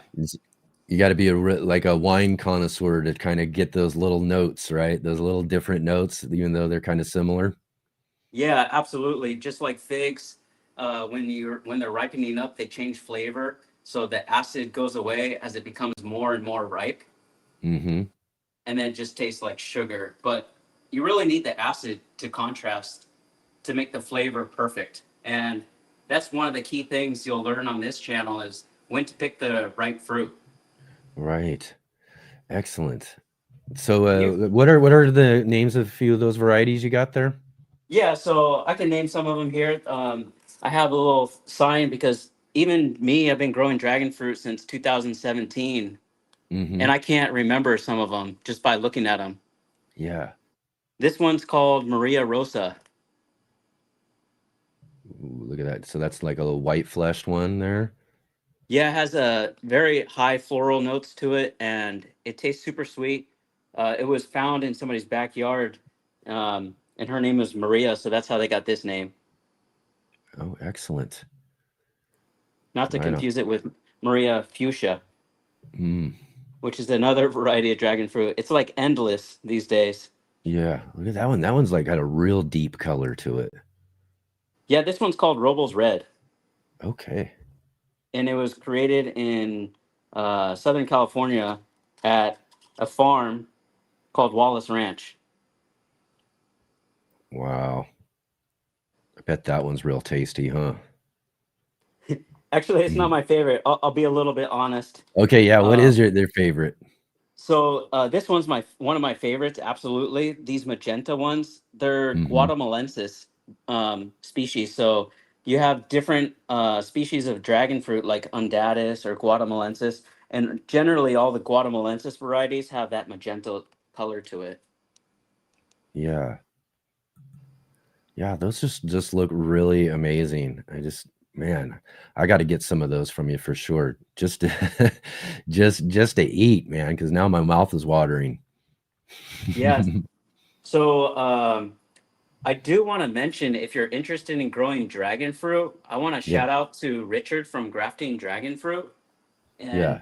And he probably has the most popular channel on YouTube right now about growing dragon fruit. So you want to Hmm. go to his channel to Yeah, learn about dragon fruit. yeah. Yeah, he's Excellent. like number one. He lives What's 15 minutes down the street from me, so Oh, perfect. That's perfect for you, huh? it's very convenient. Yes. What was the name of that channel again? It's Grafting Dragon Fruit. Grafting Dragon Fruit. Just that simple. Right on. Yeah, maybe we'll get a link to that as well too. And I do want to plug in that he's having a sale on his cuttings tomorrow. Mm-hmm. Okay. So, and they're going to sell out in like an hour or less. Excellent. Excellent. They're Let's the see here. top tier varieties of dragon fruit. Yeah, that's excellent. Let's see. Will was asking here, does the color denote flavor at all? Yes and no. So generally speaking, when you have dragon fruit, the dark red ones will have higher sugar content. Mm-hmm. And then the magenta pink flesh colored dragon fruit has like a medium sugar content. Most people will think about dragon fruit, the white variety, which is noted to have a very low sugar content. Yeah. So those are the three main varieties of dragon fruit that people go by when they characterize it by color. Oh, right. Excellent. Excellent. I see you're already starting to walk outside here too. I saw that. I mean, you got such a great little garden showing featuring so many cool things here and stuff. And I remember when you were on last time, we had a little less clear when it came to seeing it, but man, it's super clear right now, man. You got some, just looks amazing out there. Yeah, sorry for the noise. Last time we were on the channel, you saw our silkies, so we'll spare you the chickens on this episode. But yeah, today's Oh, they're so beautiful. lovely. And you had mentioned that, you need to get your hands on some dragon fruit. And so Hmm. I'm excited to release some dragon fruit varieties next year. And we have it on our website too. We don't know if they're good or not. So Yeah. we're going to find out later. But we're doing a hybridization program, like you know. And Yeah. if you're new to watching the gardening channel with Hot Potato, we dive deep into that stuff too. We have a little segment of hybridized dragon fruit. We have a playlist that you can look at. And we're going to update some new videos in the next coming weeks. So stay tuned for that. But Yeah. we have ripe fruit for you. And I And would be these happy to varieties, get, are these yeah. varieties ones that you've developed or hybridated yourself? No, unfortunately, of all these years growing dragon fruit, I never stepped into making my Yeah. own varieties. Yeah. And now that Richard and I are working together to create new, exciting varieties to the public, we Hmm. have a lot of projects going on. So that's why I was talking about the hybridization program. Yeah. Right on. But we're going to fast track growing dragon fruit in our own varieties. And I'll show you a quick way you can do that. Yeah. Let's see it. What do you got? Okay, so we're gonna come this way, and you're gonna see the fresh dragon fruit right here. And this is really beautiful fruit. If you look in your backyard and you're just growing fruit or vegetables, most of the time it's all green, but this is all red. And so it really sticks out and it's very eye appealing. Mm-hmm. Yeah, you So if you come close to here, you can see that I have grafted onto this trellis, a mature trellis. So it's very established. And I'll pull off this protection bag, this fruit protection bag, and I grafted a new variety onto this mature trellis. So it will fruit next year. oh wow. Right on. That's so And of cool. course, at the gardening channel, we do a lot of monitoring too.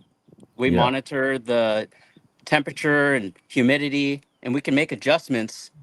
Mm-hmm. So for example, we have a shade cloth right here because it's really hot. Like, let me see the temperature right now, 92 degrees. So once dragon fruit gets past 95 degrees, you really want the shade cloth on them to protect them. Otherwise Yeah. they get burnt. Yeah. Yeah. It's amazing how many things you would think, can really handle full sun that can actually burn in really extreme sun. So yeah, that goes for a lot of things. And I've found even with my peppers, I've had several burns this year too. Yeah, you're doing a great job growing those peppers on the rooftop.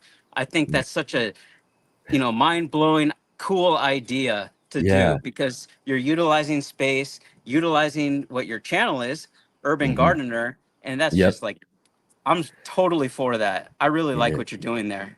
Yeah, I can't wait to expand it out more and do some stuff more so than what we did before, because I grew up there for several years before I was told to take it down by the previous owner.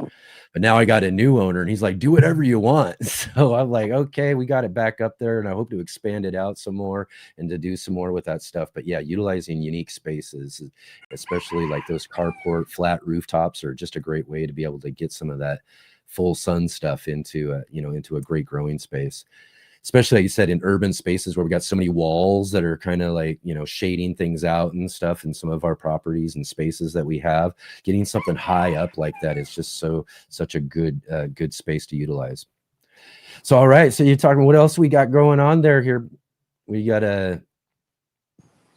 Yeah, so we'll walk past the cherimoya tree, but I'm super excited because one of the flowers is going to bloom again Yep. tonight, and I'm going to go across the street because they have a humongous cherimoya tree, and I'm Yeah. lucky because we don't have a lot of flowers on this young tree.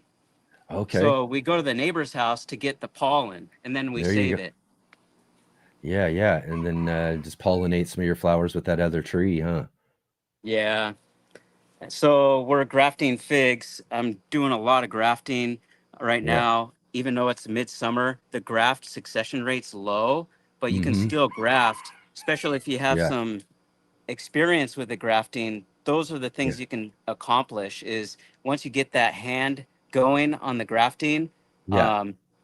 then you can graft any time of the year almost. Your success rate will go down, but Right. you can still graft any time of the year. No doubt. Right on, man. Those are some nice looking trees you got there for sure. Yeah, I Yeah. do a lot of We compost gotta get tea, you out to one of those fig festivals. We're going down to a fig festival this next week up in Northern California. Oh, when is that? I might join. It's up in Red Bluff this next Saturday. So that's like Northern California, right? Yep. Just a little bit north of Sacramento. Cool. I might take the train up. That would be cool. Work on some videos and Well, hey, that would be fun. Come on up and hang out with us. cool. They're not sold out of tickets, are they? Oh no, it's just a small little event, that they do up there. But we're kind of trying to test out doing our show down there. So it's going to be my first opportunity to kind of do a live show from an event. It's a small little event, so it's a perfect way to kind of test out doing this sort of thing, so that we can kind of take the show on the road to some other types of fun events as well. When are you heading down there? I'll be down there, I think Friday evening, and then I'm just going to Friday stay evening. over through Saturday. Cool. Yeah. Maybe I'll have to ship you out one of these fruits on Tuesday. You get it before you Yeah. go to the event. Yeah. You'll have to get a hold of me after the show here and talk about that. Sounds good. All I right, do let's want get. to. Oh, sorry. Sorry, go ahead. No, I was just saying that we got you were talking about a giveaway or whatever. So Yeah, yeah. Let's see exactly. what we got That's going. exactly what I want to talk about. So Perfect. I'll be We're doing a talking about the giveaway. same thing then here. All right. Yeah. So I don't want to do it this week. I want to do it next week. I'll ship the fruit out next Tuesday, not this Tuesday. And so Mhm. you'll get it on Thursday or Friday, depending on where you're at in the United States. But what I want to do is kind of plug in my channel a little bit. I did do a short video. It's about 6 minutes long. I'll have to check what it says. I'll put in the comments below. I want you to head over to the channel and leave a Yeah. comment saying, I'm trying to support my dragon fruit website, Yeah. my website. So if you just go to that video, I'll tell you in a second if I can remember it. And then you're going to type in there, I love, what is it? The gardening channel. Yeah, the gardening channel. So it'll be, what should we say? What's my website again? See, it's so new. I forgot the website name already. Uh, Hot Potato Gardening. I love hot potato gardening. Yeah. So if you type in I love hot potato gardening into the video that we released, it's not the dragon fruit lemonade one we just released last night, but it's a different one. And it's actually the one where you have all those dragon fruits that we just showed you on your channel. Mm-hmm. The thumbnail looks like that. So like a whole bunch of different dragon fruits. So if you just go in there and make a comment, Yeah. and we'll do a random drawing on next Tuesday, we'll announce the winner on a live stream. All right. I'm sure Jay will go and grab us that link for that video. And that's a great idea there. Yeah, go to that video. Also, let them know you saw him here on the Let's Get Growing show as well too. It's something we always love when people are going and showing support for all of the channels who come and join with us here in the community, is to go over and let them know you saw him here as well. But I love gardening with the hot potato. Is that what it is? Or I love dragon fruit. How about you? Because we're on your show. How about you make one up and let's get creative and see whatever you come up with, and they can go over to that video and make a comment. I'll let you. Either way, yeah. But like I said, we always tell people to just go over and leave comments on our on channels who are in our community, and let them know that you saw them here on the Let's Get Growing show. And say I love dragon fruit. Yeah, and then go and check that out. Go and subscribe while you're there as well too. And thumbs up, comments, all that sort of stuff, just like we do for everybody else. So right on. Yeah, so I do want to tell you, like, I really appreciate you having me on the channel, and I feel very blessed to have accumulated abundance of knowledge in gardening. And I used to be a chef and just living in Southern California. So just accumulating all this knowledge and wealth of information, and just so exuberant to want to share it with everybody. And I love giving dragon fruit away and different tropical fruits. And so stay with me and the channel, and also in this and the live streams here, because we have a lot of cool guests that are on the show. I'm just ecstatic to know that you've had so many people on the show that I personally look up to. Yeah. So to be on the show We've myself. been so fortunate with that. It's just been amazing. Let's see here real quick. Jay was asking again too. Let's clarify a quick. What does the thumbnail look like? I know you said you can't remember the title, but what was the thumbnail again? And she's gonna go look for a link for us. I can go check it out right now. Yeah. Or in the meantime, I got a cucumber here. It's a Japanese cucumber. Right on. Excellent. Those are so good. And then right here is my compost tea right here we're making in this humongous trash bin. There you go. Brew that tea. Brew it. Yeah. So you've probably seen them at the Natural Product Expo, but this is a Boogie Brew tea. Yep, that's my man Josh right there. Josh and I go way back. Do you really? Yeah. Oh yeah. I love Josh. I met him at the Raw Food Expo one time, and he was a riot. I love him. Yes, he's so great. All right. So yeah, we're gonna do a little giveaway here. Yeah, so here's the giveaway. We're gonna go to my channel.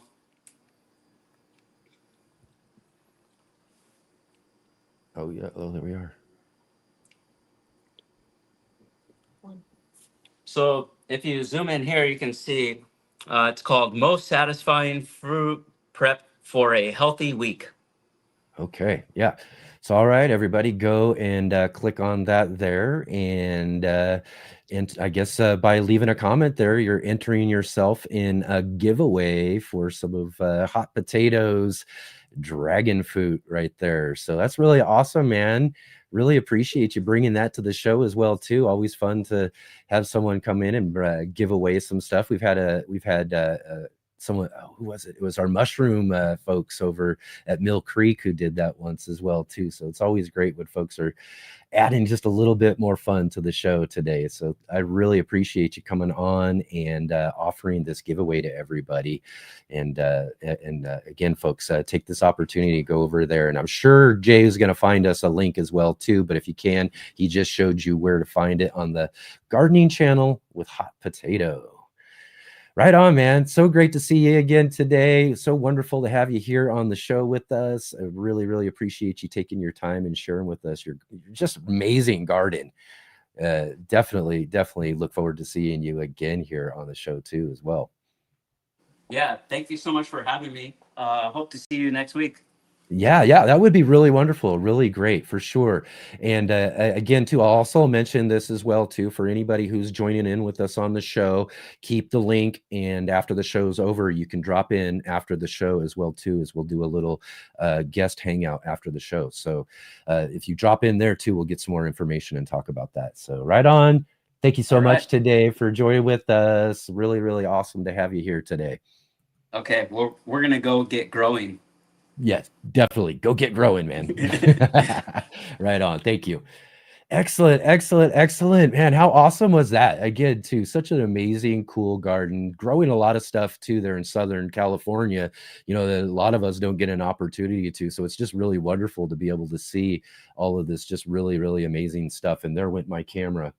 Oh my. Let's see if this works here real quick. Oh, there we go.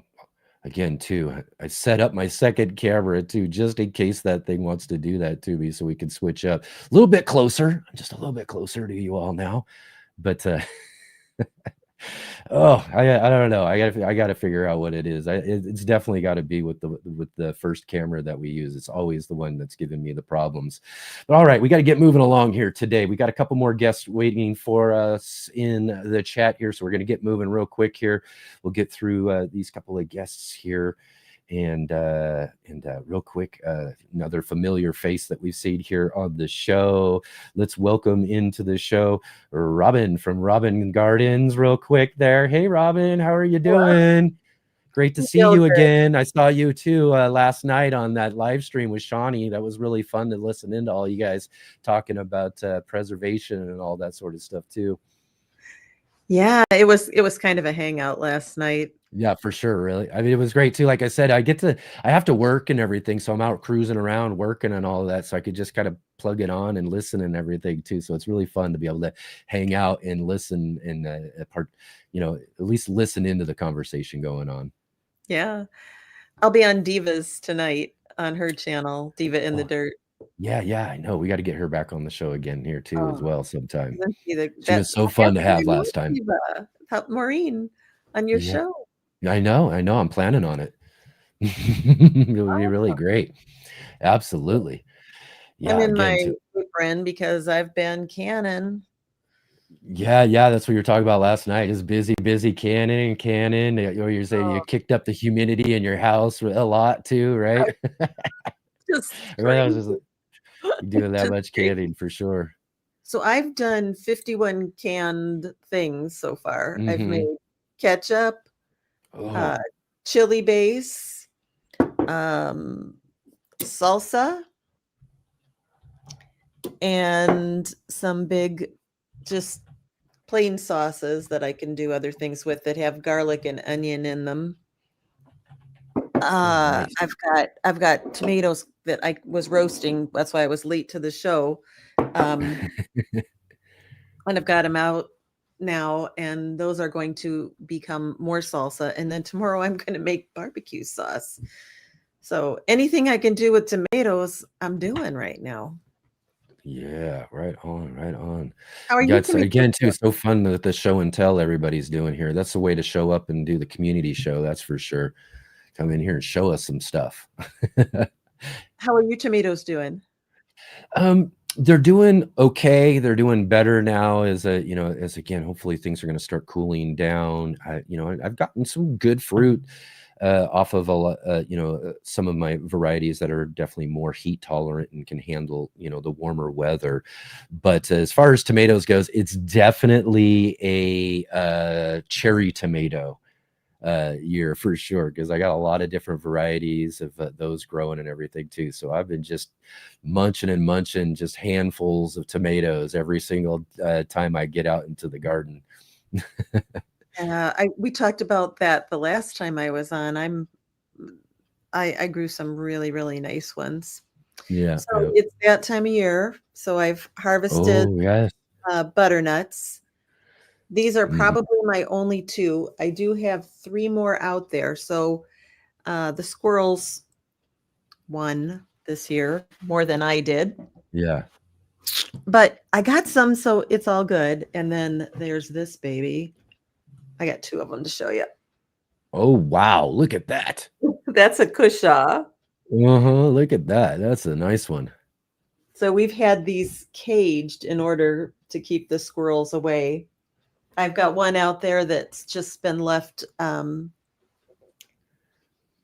yeah. to That one really curled its neck good there, didn't it? yeah. Well, I had put it on it's on pea gravel there where the vines had ripped out. And so I took wooden trellis and laid it flat on bricks to hold it up off the pea gravel. I thought it would be a little bit cooler. You know how intense that sun can get? But these 2 babies are about 10 at the 10-pound range. And then Wow, today, that's a good size. And again, too, those necks are always cool. That's the character, right? yeah, today I harvested Mhm. these. This is Oh, pixie cabbage. oh, So they're like nice. little personal size cabbage. But the first one I harvested, I just had 2 plants, was about 6.1 pounds. And then Mhm. the second plant developed 5 heads. So these Oh, wow. are 2 of the 5 heads that developed on the second plant. So this is perfect for 2 people. I gotta get some seeds for that too. Those are definitely the plants I like, are these little personal sized ones. I've got a variety of lettuce now that I save seed from every year that I got from Baker Creek a few years ago, called Tom Thumb. So Mhm. they're small little like just a little handful head lettuce for sure, and they're so tasty and sweet too as well. So I really like growing those. So those little personal size ones are great. And for cabbage, that would be nice, especially for So urban small gardens too. yeah, so with those big cushaw, you need to slide over to Bowtie's channel on his community page. He wrote the cutest story Oh about these yes, yeah. cushaw. It's cute. It's a cute It, story. He also that's wrote a story about my hornworm problem. right, right. I was gonna say, what was it? Someone was asking here. Was it Will? Yeah, Will. You still teaching them hornworms a lesson? Yeah. Oh my god. So this is one tomato that I didn't show the last time. This one's called Mr. Tartar's German. And I Mm, just show it because it's just not one that you hear about. But it's yeah. a nice tomato. It's really, really good for, anything cooked. And they're all huge. Huge, huge, Yeah, huge. Um, it's a monster for sure. But how much do you yeah. think that weighs? Oh, this one weighs probably about 2 pounds. Yeah, a 2-pound tomato is pretty nice. Yeah, they probably average right around 1 pound, but that one's really big. Wow, that's great. Yeah. So many great things growing out of your garden there for sure. Yeah, I'll tell you one Yeah. variety of tomato that I really highly recommend is called the Heinz 1350. My friend Danny, he's got a channel in Wales, sent them to me. They were developed by the Heinz Corporation, Yeah. so the ketchup people. But oh my heavens, that is so tasty. That's the one I made my ketchup out of. And Yeah. it's the one I'll make the barbecue sauce out of tomorrow. But when you get one that's really good for some kind of application, it's nice to pass it on for other people. Yeah. My Yeah. last video that came out on Tuesday was a tasting video. I did 10 varieties, and then the one that's coming out this coming Tuesday is also got tasting in it as well. Oh man, that's great. And Jersey Girl is asking, what kind of tomato was that again? That was called a Mr. Tartar's German. It was, we got this at like a heritage farm that had some vendors selling at it. Yeah. And we had never seen it, and it just, I mean, it just had fun written all over it. And, I've got to grow fun if fun's available. That's right. Absolutely. Growing fun things is what you got to do that. It's what makes gardening so fun, right? Yeah, but Get I've the learned stuff my that you want and eat and preserve and do all that stuff, but you got to include some fun ones as well. I've learned my lesson, Enoch. 21 varieties of tomatoes is way too many. I have a glass etagere with 6 shelves filled with tomatoes. I have a banquet table set up in my living room right here. So, one of those long banquet tables. Yeah. With tomatoes. I have my glass top coffee table filled with tomatoes, and I have my kitchen, part of my kitchen counter filled with tomatoes. It's just, oh my. And that was the 21 you did this year? At 21 varieties. And, some of them were just like kicker outers, right? The Cherokee Carbon, that thing, I will have harvested about 60 tomatoes off of it. And they're good sized tomatoes. The Dr. Wychee's Yellow, same thing. I'll have about 60 tomatoes, good size, pounders and better. And the Purple Heart Dwarf was also a really big producer, and it's a smaller plant. It topped out probably just about 4 feet max, but loaded with gorgeous little tomatoes. You just got it coming out your ears, man. Oof. I do. Wow, that's fun. That's so great though, as well too. It's great to see a great successful garden and all that though, but sometimes the bounty can be a little overwhelming. I found that out years ago, is that, again too, I love growing peppers. I grow peppers. There was one point, I think many seasons ago, where I was upwards of like 50 plus different varieties and all of that. And I was like, oh, that's just too many when it comes down to it. I still have a hard time narrowing them down each year, but I try to get to around 15, maybe at the most, that I'm doing. But it always ends up being closer to 20. It's just too hard not to include some, right? I have to say the Corona de Toro this year are just enormous. They're, not exaggerating. They're like this long, 10 inches, 12 inches, and fat and delicious. The Jimmy Nardellos, very, very productive. I did one called Patchwork from Row 7. Really nice tomato as well. And then I did a cayenne, a paprika, Hungarian Magyar paprika from, I think that was from Renee's Seeds or Botanical. But it has a built-in like smoky flavor to it. How cool is that? For real? Is that something that you're going to make like a paprika powder or something with as well? I will. The only ones that I'm having trouble with are my Anaheims. I've got 2 enormous, absolutely loaded plants.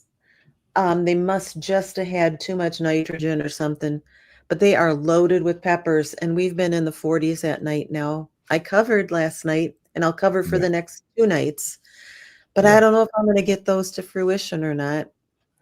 Right. Yeah. If it's cooling down a bit much, again, too, very similar to when it gets too hot, those things are not going to produce as well either, too. So it's been kind of some of my issues too, as much as I was hoping I can get a lot of stuff off of my peppers. We've been dealing with a couple of real heat waves that just seems to wipe out my flowers every single time. So, but we've got the ones up there with the shade cloth and all of that, and they're already starting to kick into gear. They're just loving that rooftop right now. So hopefully we're going to be getting a bunch off of them soon. So they'll have their time, and hopefully we'll have enough time during this as things cooled off from the summertime in through to the winter time. So we'll have enough, hopefully, time to start getting some good fruits off of those things. There's several that are just don't even care either, and they're just producing like crazy. And those are mostly a lot of my sweet bell peppers and things that I have, which is, they don't mind the heat. They just start producing anyways. And I've got tons of those popping off on all of my different plants. So those Anaheims last year, I took the plant, but they were blushing, they were turning a little bit. And I hung it upside down in the garage, and they did finish up. They tasted just as good as the ones that had come on before. So I'd like to think I can do that, but none of these are at that blushy stage. Right. Yeah, they might get there. Maybe. So hopefully, again, too, that's the cool thing about peppers, though, is that, they don't have to fully ripen. They can still be tasty as young fruits as well, too, and still really useful as well. That's a good point. Yeah. That's a great benefit about peppers in the long run. Right on, Robin. Well, it's great to see you. It's great to have this great little show and tell and have you join in with us here on our community show. And again, too, lots and lots of luck with all of those tomatoes you got there. And definitely, if you get a chance, everybody, like I said, let's go over and check out Robin's channel and give her a subscribe if you haven't checked that out yet. And go see some of these amazing tomato varieties and squash and all of that sort of stuff that she's growing over there. Yeah, especially that last one where we did the tomato tasting, because I think, it's subjective, right? But I think it's good if you watch a few different tasting videos to get some ideas of what you might want to grow yourself. Yeah, exactly. I know. I need to do one of those videos myself too. I love watching them. I love watching any kind of a tasting show because you get ideas. Yeah, I had such good success with my first couple of seasons with tomatoes that I was doing this channel that I used to go outside, set up a big old table and just get them all out and start cutting them up and doing all that right from the garden and everything. But it's been a while since I've been able to do that. So hopefully we'll get one of those in the future. Cool. Right on, Robin. Thank you so much again for jumping in and hanging out with us today on our community show. And we look forward to seeing you in the chat. And again, maybe down the road for another show as well, too. Well, thank you. Bye-bye now. And stop over at Diva's channel tonight, Diva in the Dirt. Oh, yeah. Go check out Diva in the Dirt for another fun gardening conversation as well. Awesome. Also, thank you, Robin. We'll see you again soon. Bye-bye. Take care. All right. There we go. Moving along here. Again, I'm having a hard time with this. I set up the second camera and I still keep looking over at the other one while I'm doing it. Sorry if my eyes aren't quite on things quite right here, but anyways, having so much fun here today, hanging out with all of you guys. So thank you so much for all of you who have dropped in to hang out with us. We've got one more guest with us to jump into the chat here, and then we'll move on. And I'm sure we'll get Jay here in just a few minutes as well, too, to finish out the show. So let's go ahead and drop in our next guest here. We've got Katrina from Sow and Tear joining with us here, dropping into the chat and as well today. Thanks for dropping in here and hanging out with us for our community show. Yeah, thanks for the invite. Sometimes I make it, sometimes in the background. You often play in the background of my life. Oh, there you go. Awesome. I love it. Get things done. There you go. Yeah, and that's another thing about the show too, is it's some real fun conversations and all that sort of stuff. A lot of just talking about gardening and hanging out and everything. So it's something you can just kind of turn on and kind of set it up and kind of go Yep. about and do your thing and listen to as you would any other sort of podcast or something, right? Yeah. Yeah. It's good. It's good. Yeah. Well, yeah, we've been quite smoky here as well the past couple days. Mhm. We had a fire here in town, Oh, not in wow, right town, in but town, 5 miles out of close by. town, and like it was they got on it though. They got at least 4 helicopters and 3 retardant Mhm. planes, and it didn't get past 145 acres. So they're doing mop up, and so I'm not Yeah. sure where the smoke is coming from now, but Yeah, I'm not uh, sure either, but it's sure like and that's the thing too is when it gets smoky, it's the evenings. There's something about the evenings where the smoke just likes to come right down and it settle right settles on down. top and everything. And boy, oh boy, it was just getting really heavy around here in the Yeah, valley where I'm at. and where you are is a bowl, so Mhm. it goes down and sits, right? Yeah, it's just a big old bowl, and you've been Yeah. down here, so you've seen our big little, peak that we have right in the middle of the valley called Yep. Roxy-Ann. So you can go up there up to the top sometimes when it's been really, really heavy, and you can get up there and look at it, and it looks like a bowl of soup Oh, yeah. sitting on the Yep. valley, just dark gray soup just hanging on everything, Yep. and it's like, ugh. Try to get Well, up as high as you can to get some fresh air. I'm about an hour north of you, and I'm right at the edge of a watershed. So a lot of the storms that you guys get don't ever make it to me. They head east. Right? So Yeah, yeah. yeah. But yeah, my gardening experience this year has been quite glum, Has it been quite unfortunately. glum? Well, here's another thing Well, though too, I mean, we've had you on the show before and all of that, so you're yeah, kinda newer to the Southern Oregon area, right? I am, but that's not the reason why. Right? Oh, yeah, okay. We're one zone cooler than where I was. So where I So, yeah. was in Bay Area, California, just south of Bay Area, California, that was Mhm. a 9B, and now I'm an 8B. So it's not that much different. And now that I've been here a year, it's been almost exactly a year. It's not that much different except for winter as Mm, far as like what to expect. Obviously, there's a lot more rain and stuff like that. But as far as annual gardening, it's the same thing, I believe. But no, yeah. this year I've just been so busy. You know, it's my first year after the move, and last year the people who sold the place had a garden, which was wonderful. This year I just got started way too late, and then I got started, planned things, and the heat it just knocked things back. So, Yeah. but I have a neighbor that is growing too many things, and her husband keeps on bringing me things. So I'm like, I'll feed you guys next year. Awesome, awesome. Some nice care packages to make up for it all. But yeah, again Yeah. too, so in a sense, you're still kinda dealing with the move, and in fact, we were talking just recently, I think you're just saying Mhm. something about just getting your floors done, so now you can start unpacking and doing certain things, so you're still kinda Literally dealing with happening the today. move, so in the long run, your garden's suffering from the move a little bit and just being busy and things, and I totally understand Yeah. that. I mean, my gardens over the last couple of seasons haven't been quite the best that I've usually grown Right. here and all of that, and a lot of Right. it's just because I've, putting a lot more projects on my table and I'm working on a lot of That's exactly things. it. Yeah, and I talk House about takes this. priority.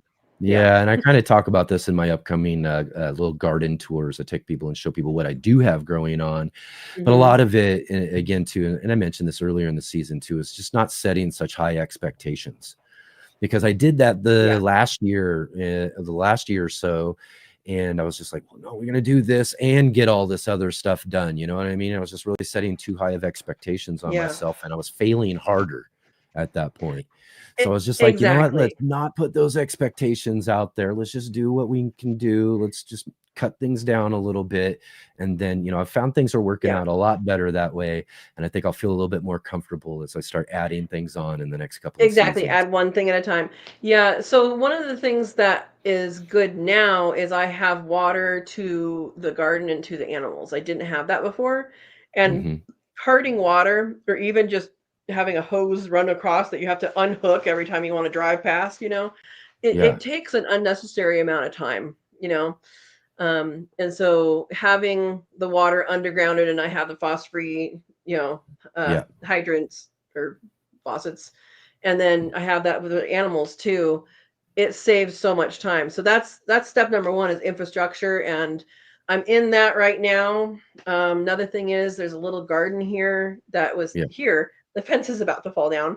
We do have elk and Yeah. deer and I bear. bet you got plenty of deer.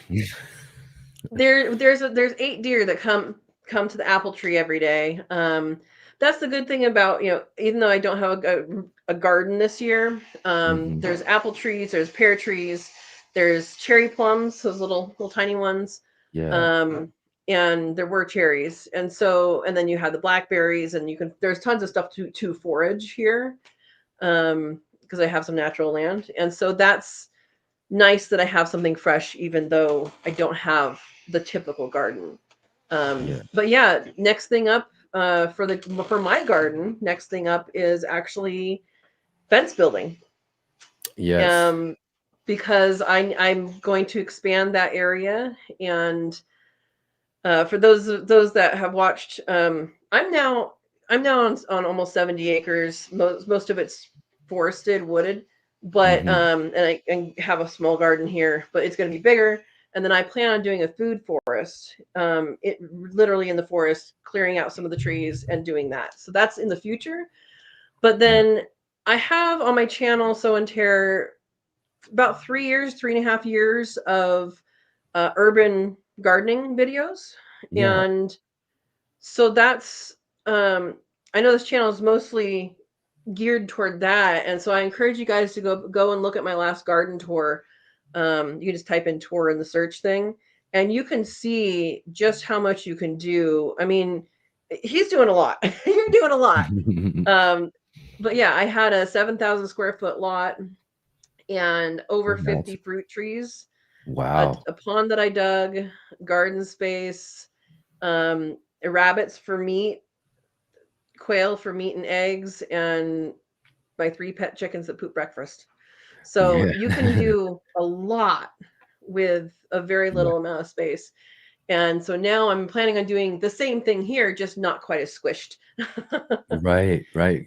Just the um, opportunity now to kind of take some of those ideas and those things and kind of expand them e- out and to be able to exactly. And so I said I had 3.5 years of videos. I was there for 11.5 years. So my experience is much greater than the YouTube channel amount. yeah, Um, Yeah, and so yeah, I'm working on infrastructure. I'm working on starting things. Like I said, I have to take down some trees. You have to get a permit for that.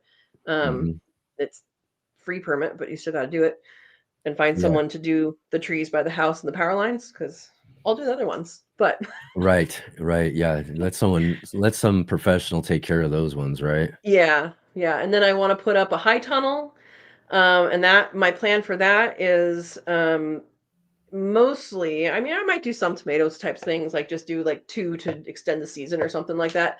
But it'll be a season extension thing, but also so I can plant some fruit trees that we're on the edge here. So like I Mhm. said, we're only one zone away from where I was in Yeah, not too south of the big of Bay a Area, difference there, right? California. And so putting up a high tunnel, that'll I don't know if it'll get me a full step, the full zone Yeah, or not, but it'll get me close. And then I also want to do quail in that same area. yeah, So no, yeah, and I would talk about the benefits of raising animals. yeah, And you get manure. I mean, how mhm. have you looked and saw It's my what chicken biggest thing manure I'm or trying deer to look manure? for. Yeah, that's the biggest thing I'm looking forward to, and the idea of building up our chicken Yeah, coop here, and yeah. we wanna do rabbits as well too, Do and, do a you know, racking house. That's what mm, I had set up.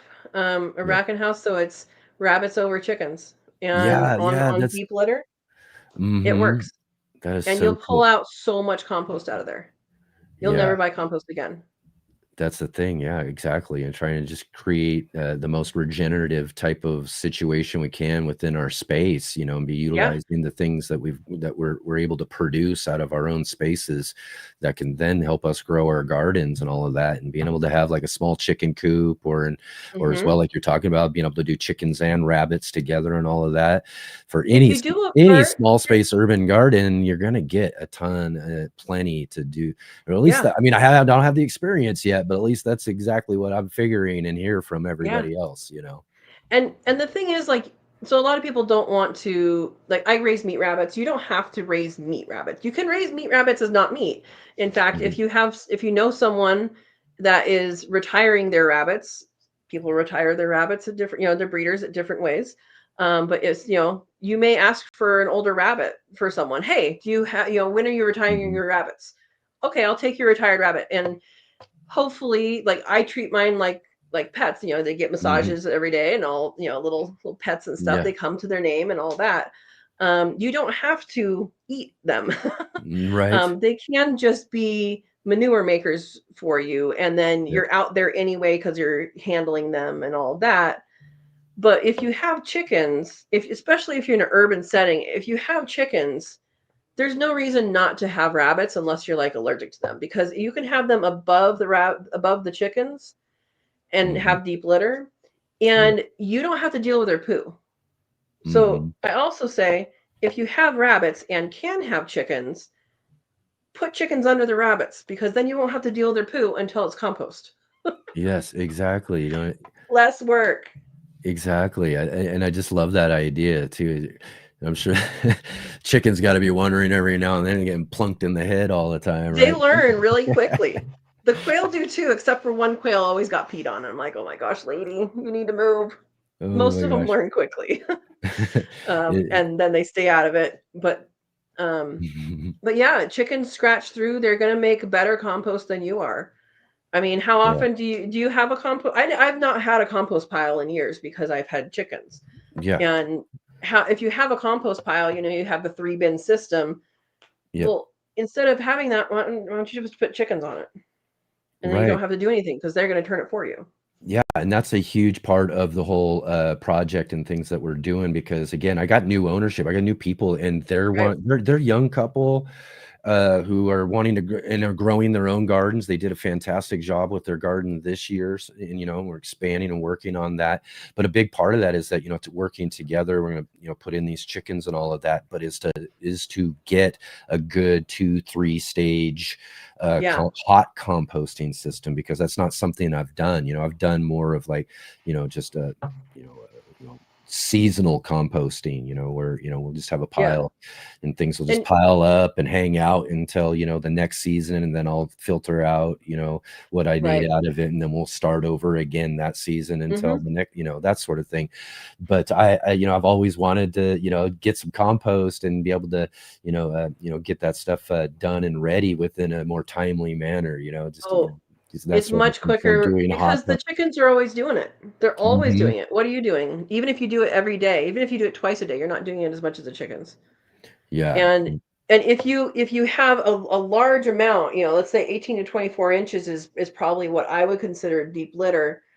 Um, that's big enough that it's going to have some heat. It's not going to Yeah. get as hot as like the huge compost piles, but it's going to have enough heat to deal with things, and it's also going to have enough heat to deal with some of the potential downfalls of poo being there, right? Yeah. um and so it'll be hot enough for that kind of thing.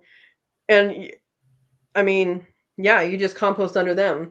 Now, some things that Right. chickens shouldn't have, and I wouldn't put it in there, but like the alliums and the um Yeah. uh citrus and avocado. I don't know how deadly avocado is to chickens, but it's absolutely deadly to quail.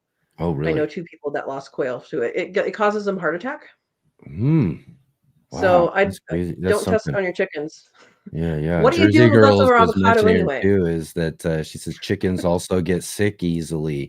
And I think this might be a concern for a lot of folks that haven't gotten into, having chickens and those sort of things is the type of I would, health issues you have. But that's why folks like yourself are out there, making videos and showing folks how to help and deal with yeah. any of these sort of things that can come up, to help make it something that's feasible for you to do and Mhm. not be so scary in a sense to get chickens if you're worried about the possibility that they might get sick or Yeah. something. And I know I've seen lots of pictures of different things and people and all sorts of sticks. I mean, I had 3 chickens. One of them passed recently, but I've not had them really have sickness, illness issues. Hmm. Okay, so avocado is deadly to chickens as well. Yeah, I knew for sure for quail, and I thought for birds and kind of most birds in general. Right. But yeah, so some of the things I think that you can do preventatively is the same things that we do for people, which is eat your herbs, right? So I know right next to my quail aviary, I had a marjoram plant that was way, way like poof, Yeah. huge. And I wouldn't say every day, but nearly every day, I would just grab a handful, put them in there just because it was there and they ate it. Well, when you look up what marjoram is, it's related to oregano and it's an antiviral, antimicrobial, Mm, and so you're giving them a little bit of food medicine, right. and when people eat these foods as well, you tend to be healthier. So, Yeah. Just kind of really just a lot of just kind of good attention to their needs yeah, and also trying again to keeping a clean system as well too is probably a big thing when it comes to which is disease and all that sort Which of is stuff why as that well. deep litter works. It's either deep Hmm. litter or pick up their poo and do something with it. You know, Yeah. I figure why not have them do something with it.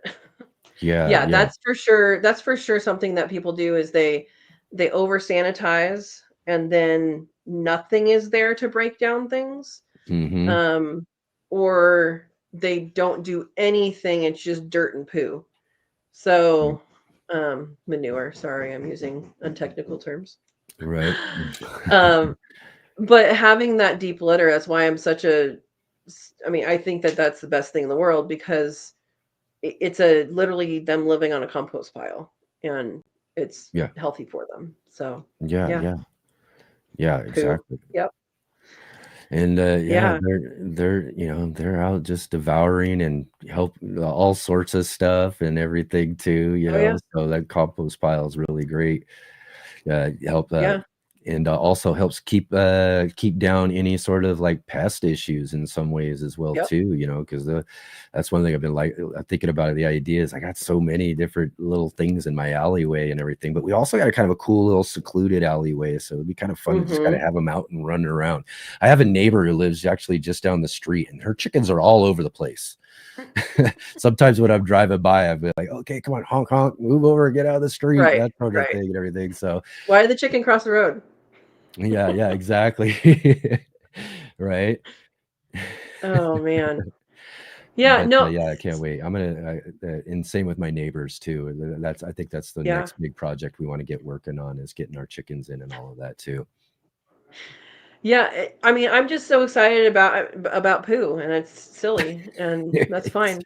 Um it's kind of funny how us I'm a gardeners can wildlife get excited about it.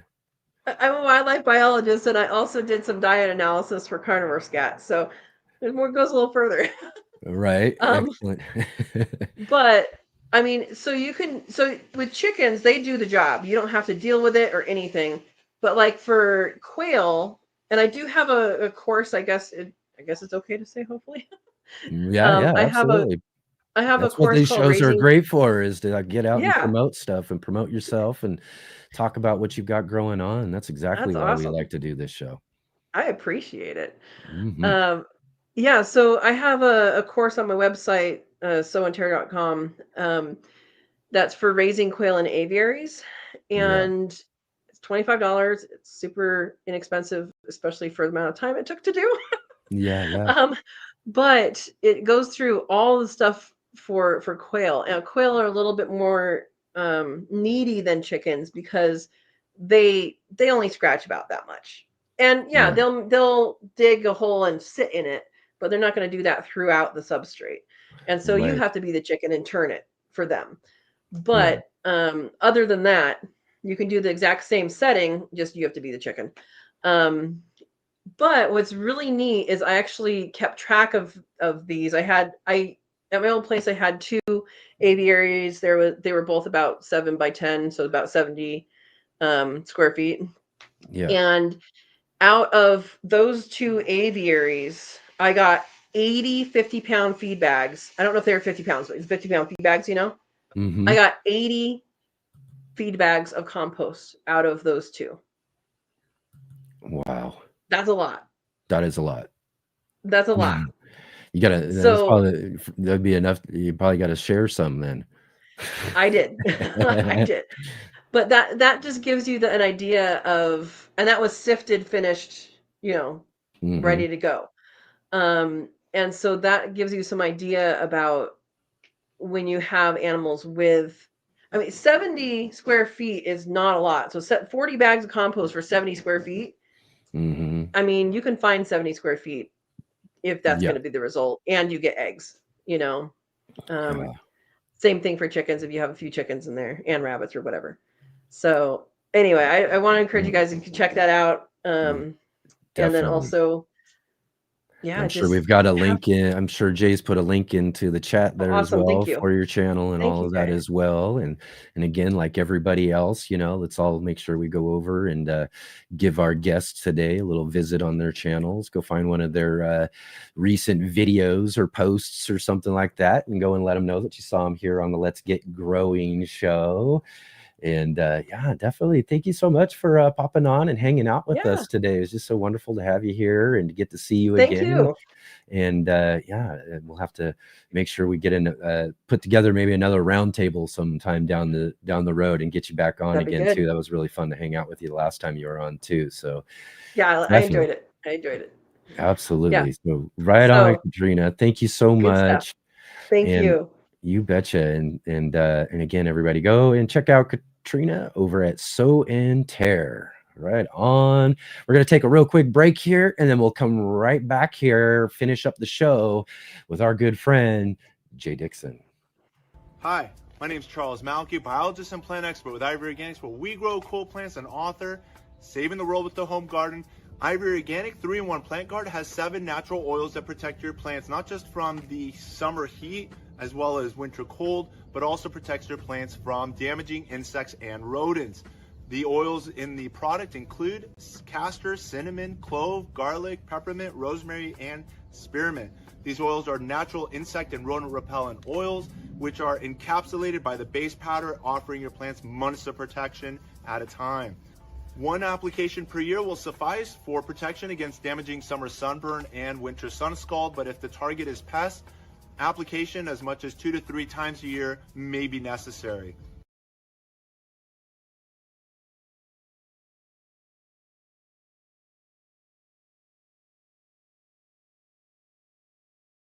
All right. There we go again. Like I said, we had such a great time, so much fun hanging out with everybody here today for our community show. And again, we're going a little bit longer than we normally do. But again, like I say, it's all right when it comes to this type of show and us getting a chance to hang out with each other and talk about what we've got growing on. And of course, do a little bit of promotion and talk about what you've got growing on in your channels and your gardens and all of that as well too. So thank you all for all of our guests here today, and Jay's put this up here as well too. And if you were a guest here today, definitely keep that link and drop in just as we finish the show here in just a little bit here, and right after the end credits and it finishes up, you can come back into the studio and we'll have a little after show hangout. So definitely do that as well too. Right on, everybody. So yeah, again too, one of the great things about hanging out and getting a chance to hang out with all of our regular viewers and folks we see in our chat each and every week here on the show is a chance to get to hang out with our good friend Jay Dixon. In fact, I did mention earlier we had Jay on last Saturday too, so you can go back and check out last Saturday's show. We had Jay on as well talking about fall gardening as well too. But let's get a couple more minutes real quick in here and see how things are going with our good friend, the J-Bot.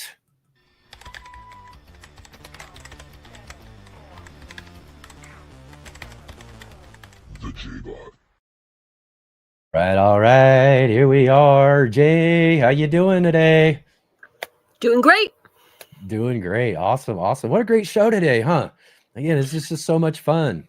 Yes, I'm really glad that this developed sort of from a hazy concept at the beginning to something that's working on a regular basis. And I think it's fantastic. It's a further development of our ability to help people promote their own creations for gardening education. So.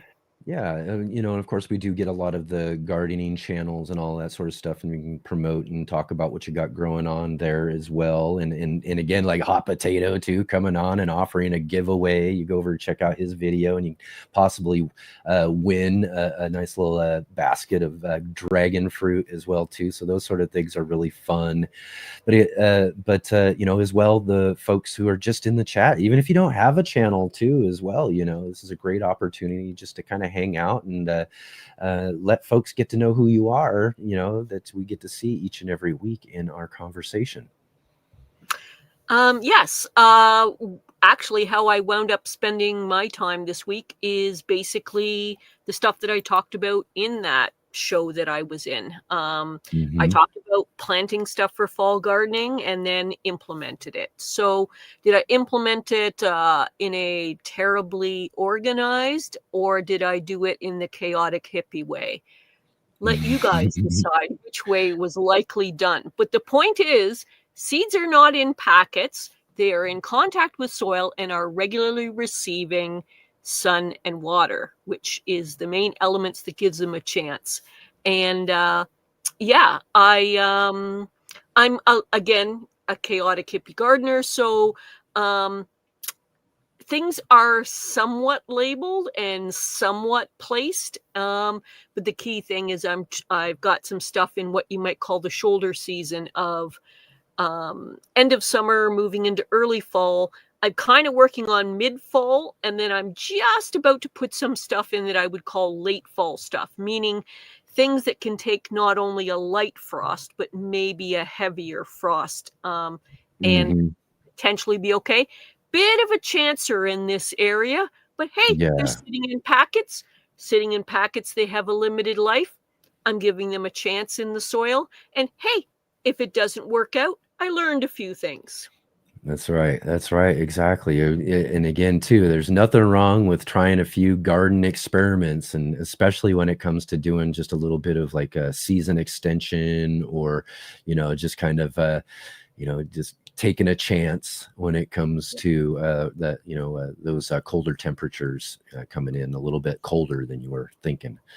Yeah. So where I am, I have limited space because I live in a tiny home community, tiny home little yard. My yard's even smaller than many of them. And it was pretty full when I already moved in here with ornamental plants. And I'm slowly trying to unravel some of that and move it more into being a little bit towards a food forest, but very slow, very light. So what we do have is an area where we have community garden plots, and I've certainly used mine. I got a second one through my boyfriend who he's a limited gardener, so I'm doing a lot of the work, if you know what I'm saying. So, but if I know you well enough, you're definitely welcome of the space, right? Yes. But the other bonus thing that's happened a lot of the times, and unfortunately not in the most recent years because I was ill, but regenerating space that wasn't being utilized was really kind of a theme for me the last few years, and is again this year. So I couldn't commit to some of the abandoned plots this year about actually utilizing them, and there aren't too many abandoned anymore. Food is too valuable. People are actually planting. Hooray. But the people who kind of gave up on their garden plot a little bit early, what I wound up doing was kind of talking to them about not only resetting their garden plot, which was a big theme this year for helping people, but also when they said, well, I know you're helping me, but all I want is these 15 plants that are left in here, and I don't even know if I have energy for that. So what I did was said, hey there, if you're not going to use 3/4 of your garden plot, I'll maintain it for you. So it'll be not weedy, not messy, watered, etc. So that your 15 plants are okay. And I'll plant other stuff. And they were like, well, I don't think we can really maintain that. And I'm going, no, I will maintain. You let me have the soil. I will maintain everything, yours and theoretically mine / yours. And I'm not particular about whether it goes to me, goes to you, goes to the food bank, whatever. I just see gardening space being underutilized. You don't have the energy for it. Will you let me? Yes. And so I get in there and garden. So I've actually got quite a bit that is seeds and seedlings right now in garden plots that are not mine, but I have permission to go in there because these people are done. Like I say, as of Labor Day, the vast majority of the gardeners here give up. They're finished. They often even rip out perfectly healthy plants that need nothing. They're just there, maybe a little bit of water and a little bit of harvesting, and yet they still rip them out and don't replace them because I'm about the only person putting in what seems to be fall crops, other than maybe 4 or 5 might put in garlic in about 6 weeks. Yeah. But other than that, but that's about it, huh? Yeah, except people are starting to see how some of the other weirdo ideas I have about gardening are working, and they're kind of going like I've been in the garden working in we'll call it my affiliate plots. They're technically not mine, but I'm planting. I like that word, affiliate plots. That's a good word. Are not mine. And I'll hear people walking, cycling, golf carting, going by my home garden plot that's properly and fully mine. And they screech to a stop and go, what? Because it looks like, we showed in a previous show before, a cornucopia, like it's actually spilling out with vegetables. Like it is so full that you don't even know where to look next. And I like that it's kind of I don't know what you'd say, a bike stopper, a pausing people in their path kind of idea. And it isn't perfect. Anyone who knows gardening can go in there and look and go, she planted that too tight, or she should have trellised that a little better, or whatever. But hey, I got a 10 by 20 foot space, which is tiny compared to British allotments. And I'm working with what I've got, but then, like I say, having an attitude of kind of supportive helpfulness, I guess, for other gardeners, I've kind of gained extra square footage temporarily, and I'm going to still go with that. I'm not that particular about who the produce is going to go to, whether it's the plot owner, me, a share between, donating it away. My point is, there's space that could be growing food that isn't. Excuse me, can I get through here? Yeah, exactly. Can I please? Yes. Yes. Yeah, that's, and again too, also another reason for maybe more plots starting to fill up, and maybe even in the next season and all that, is you get to see more things growing and more things successfully growing. Like you're saying, you got overflowing plots of really cool plants growing and all this food coming out of them. That can be a real encouragement for folks to get in and grow themselves. And then, like you said too, things aren't getting any cheaper. And Well, so I'm actually at this point where I'm really I'm foreseeing in this next year or two another resurgence in the gardening world when it comes yep. to folks getting in and starting to grow their gardens, and or even folks who did maybe back towards the pandemic times and got into it and started doing it and have kind of faded off a little bit. I see them coming back to those garden plots here real soon. More people looking for land and space to be able to grow some of their own food. So I foresee some more of that coming up here in the next year or two for sure. Well, I can give you some numbers because I've been involved with my community garden here of 43 plots for approximately 22 years. So I've seen a lot of ebb and flow in the energy that people put into gardening. Back then, for the first, we'll call it roughly 10 years, we had approximately half of the garden plots completely underutilized and or planted and then abandoned. So kind of some hopes and energies or not at all. In half of it just wasted. And this is with a waiting list of people actually wanting to get into this space, and yet half of the space not being utilized. And so over the years, that's improved and improved with more people putting some energy into their plots in one way or another. The physical structures, trying techniques, growing more often, successive sowing, like just all kinds of different techniques to grow more. But this year was the year in which, but they at least got in there, got the weeds out and planted some stuff. So, and that one, if I had been feeling better this spring, I would have made an arrangement with them. Like I would have said, okay, if you let me have this space, I will plant stuff, share it with you, share it with the food bank, etc. But I wasn't quite well enough this spring to make that commitment that I would have liked to have done. And I have done with those people with the empty plot in the past. So, later in the season, I was well enough to start making those kind of commitments, but at that time I wasn't. So what I'm trying to say in an optimistic way is there's far more people valuing their gardens, utilizing their gardens, and to some degree maintaining it. But I tried a new thing this year is mid-season when people started running into trouble.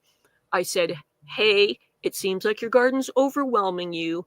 May I please help you? Can I help you? Set your garden. So no judgy pants about why or you should or fingy pointy at, blah, blah, blah. I just said, you seem to be having an issue. Will you allow me to help you? And in every case, it was a yes, but not always. There's different kind of people in the world. And what that did is it kind of saved about an additional 10 gardens that were in distress, and the owners didn't have the skill, time, energy, whatever, to probably right the ship, you might say. But I did, and said, well, however this is going to go, if you will allow me in, I will do this. And approximately half of those, they still were having some trouble about time and energy. So they allowed me to do double cardboard and mulch, just found roadside type mulch.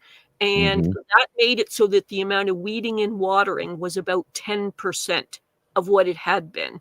So it meant that the amount of time and energy they had put their garden in good use.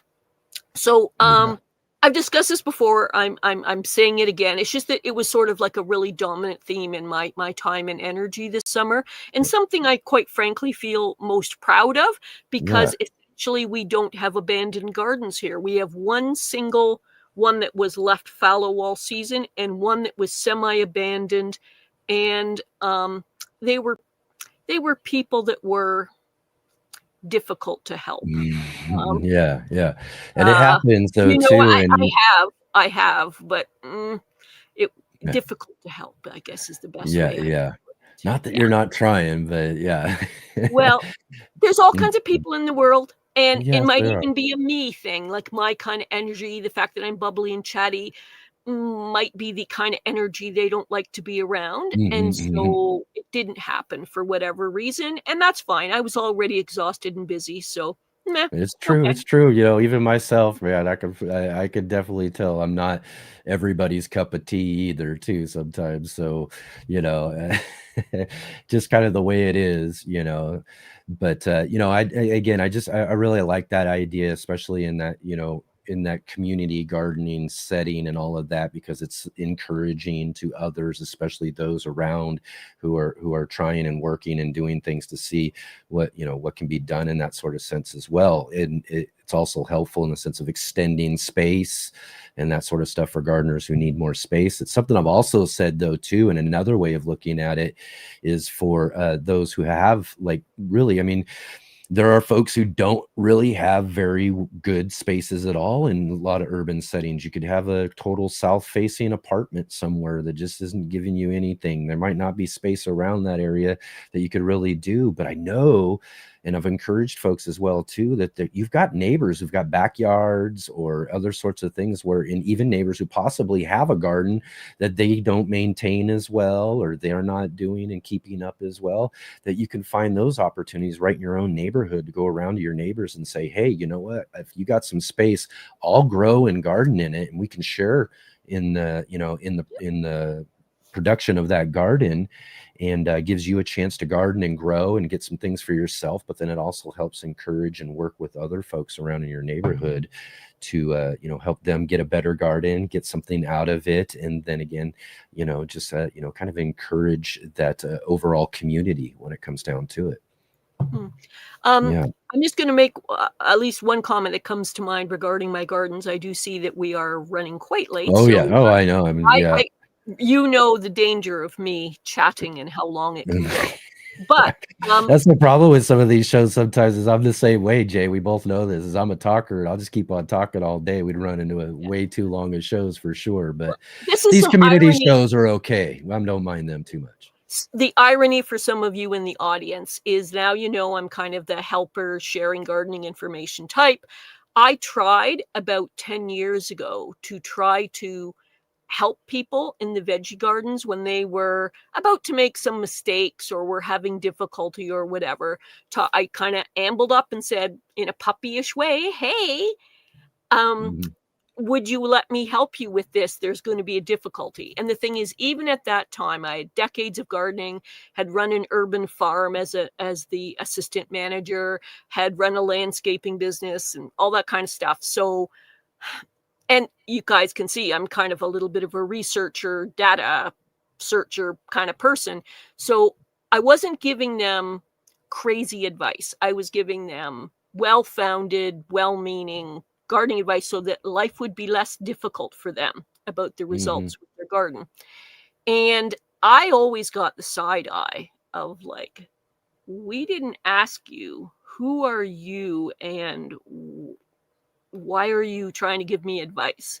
Whereas now, because I have been growing my own garden, helping with my partner's garden, helping people with other gardens, growing in other spaces, I'm now being sought out in my garden of, hey, Jay, I've noticed that you've got such and such an abundance looking beautiful in your garden.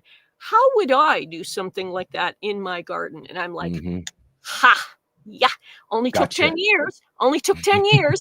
But now you're coming to me with for gardening advice. But the nice thing is they're making the decision that it's of value and importance, and they're coming to me as an information source. And because I value the whole world of information that's out there about gardening, is I give them my best advice, but I also give them some places and ways they could look it up from other sources, because you always want to verify. Always verify. If something is important to you, take at least a little bit of time to research from reputable sources and verify.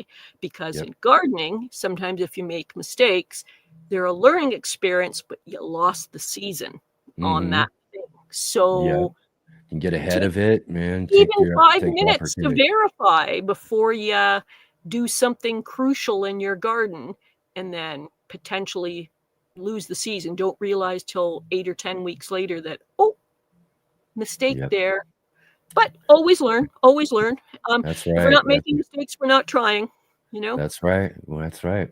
Well, what a great way to end this show right there, because that is a good, big important piece of advice for all gardeners out there, is, try, experiment, have fun with a lot of stuff, do that. But at the same time, get in and try to know best what you can, verify things like you're saying, when it comes to certain stuff so that you can get the best out of your season that you are in at this moment in that sort of sense as well too. But have fun, that's the biggest thing ultimately, is have fun, enjoy it, and hopefully things grow really well, and hopefully too you got a Jay next to you somewhere where you can poke in and get some advice if you need it as well too. So right on, Jay. Thank you so much for again putting a nice end cap to our community show this week. Again, we've had such a great community show.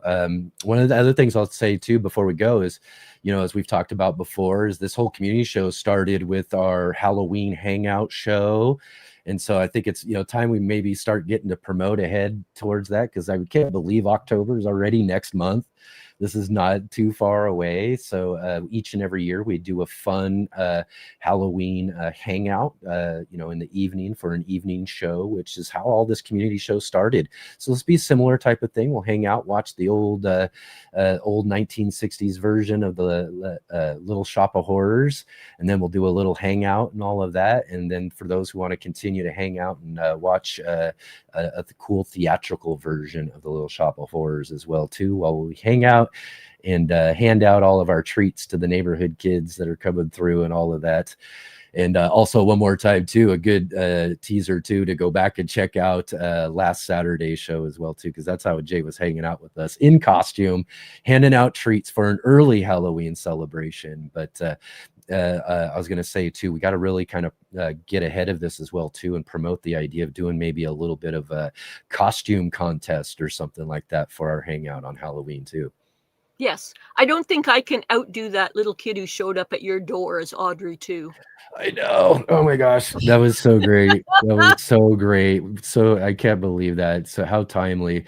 And yeah, they couldn't believe it too. And I was telling them, like, yeah, we're literally watching the Little Shop of Horrors right now. And the little kid's like, candy, okay.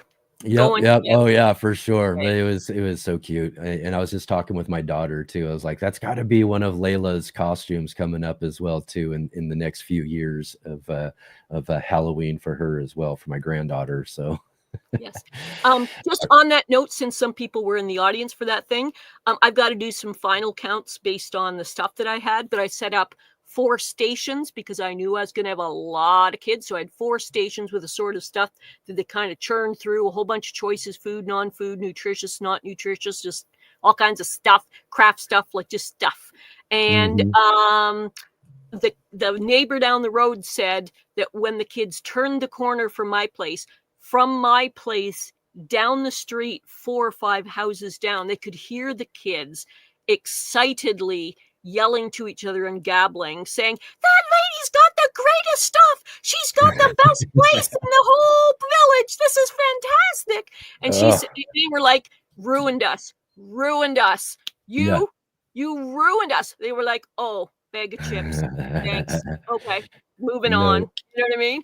And the main thing was that I gave them choices, and the kids like to churn through in choices. But just for you to know, we have early Halloween here.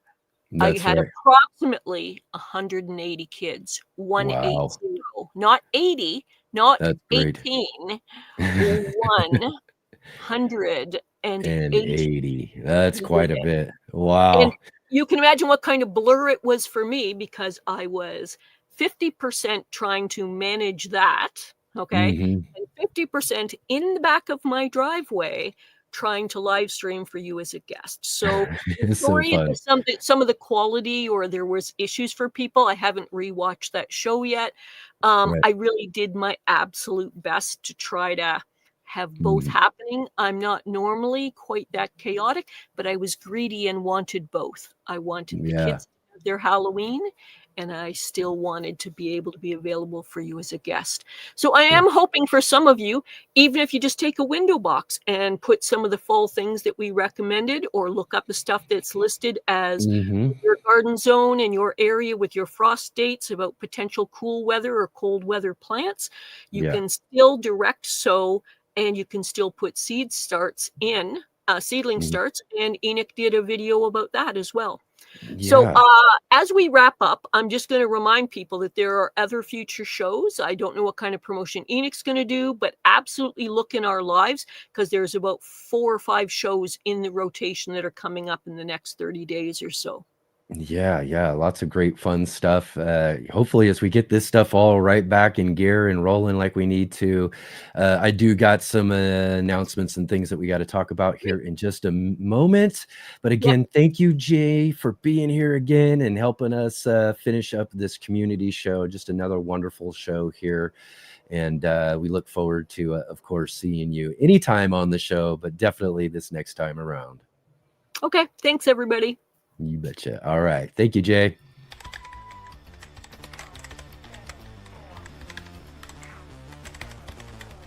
The J-Bot.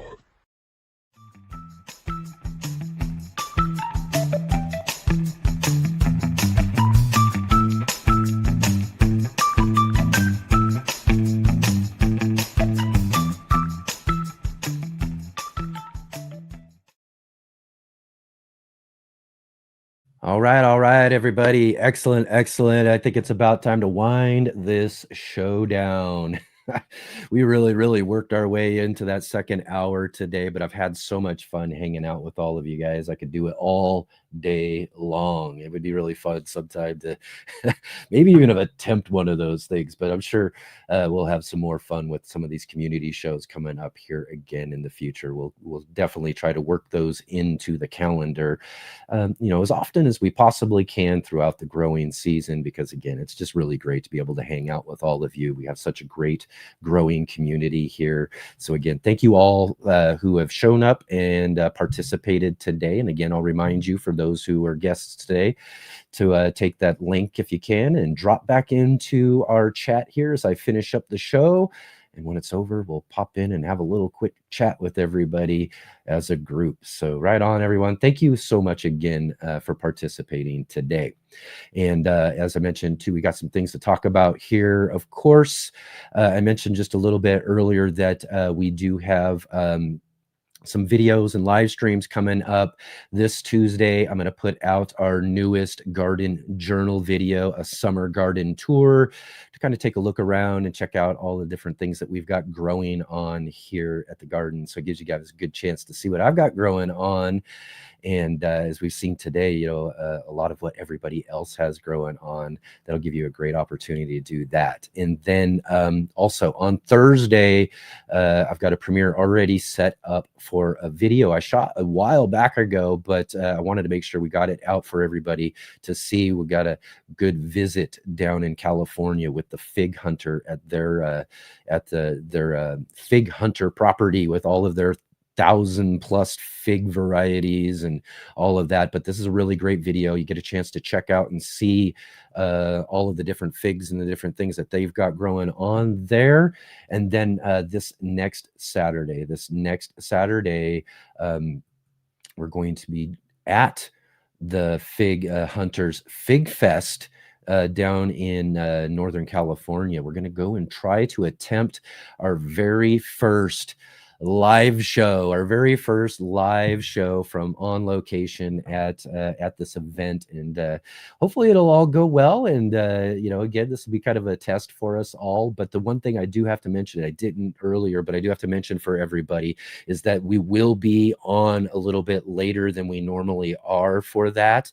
I do believe we're going to start that around 1 p.m. Pacific time for everybody. So that is the one difference about this show versus our normal shows that we do, is that it will be a couple of hours later than we normally do our shows.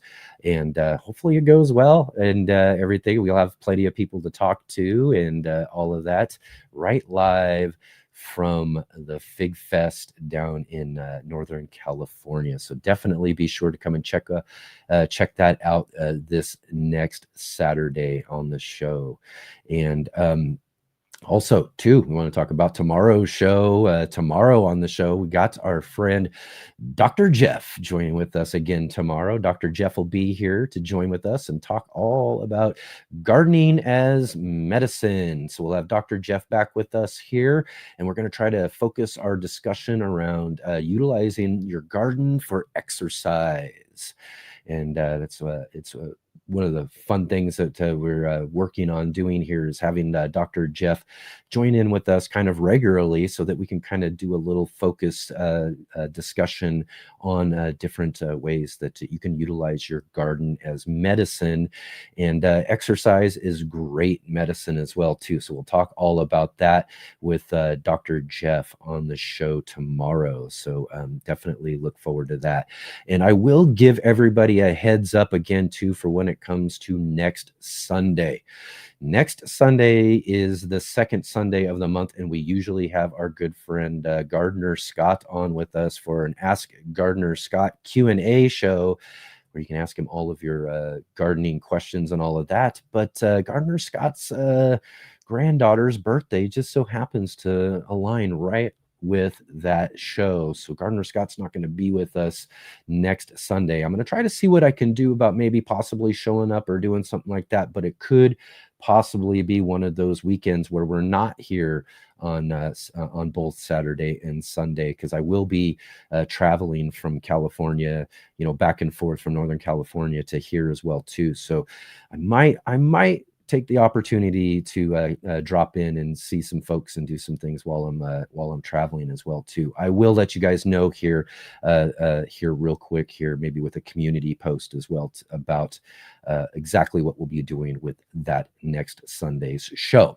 And then we always want to mention too that we do have our monthly gardening book club. Each and every month we're featuring really great books in gardening with a fun discussion with the authors of those books, with our good friend Mr. MBC Mark Boucher Colbert joining us as co-host.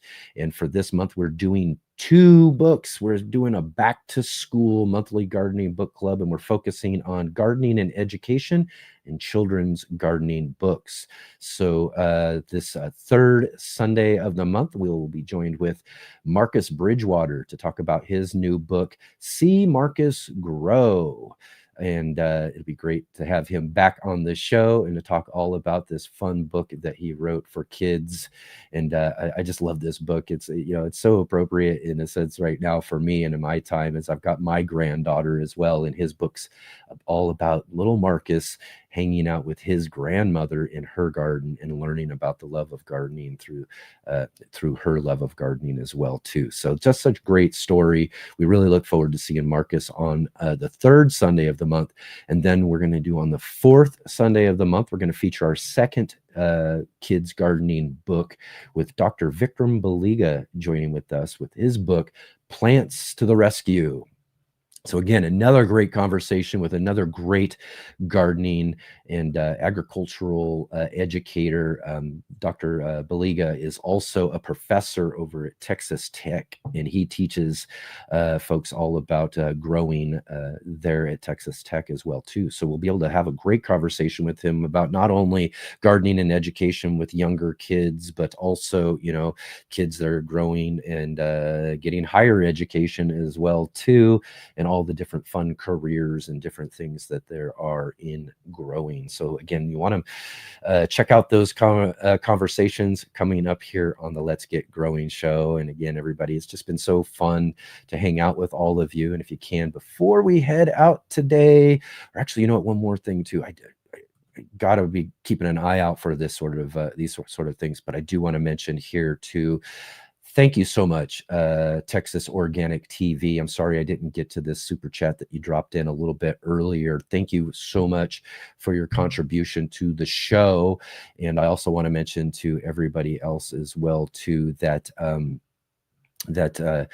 we are always taking donations now for our show so that we can do more fun things and take our show on the road like we're going to do next week and all of that. And if you do and would like to donate to the show, you can definitely do that by dropping down into the description below. We've got some links to our more direct donations, Cash App, Venmo, PayPal, things like that as well too, so that you can contribute to the show if you would like to. But again, thank you so much, Texas Organic TV, for dropping in on that super chat there. We always appreciate any donations that you have.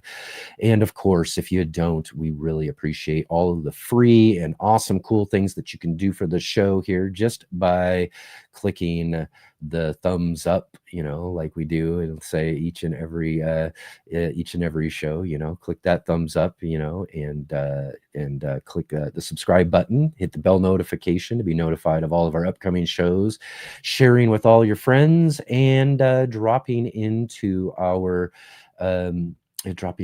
comment section as well. All those comments and all of those thumbs up are great interactions to help our show get seen by more people. So if you can't donate to the show, then donate through a fun free thing that you can do by like I said, clicking that like button, sharing, and commenting, and all of that.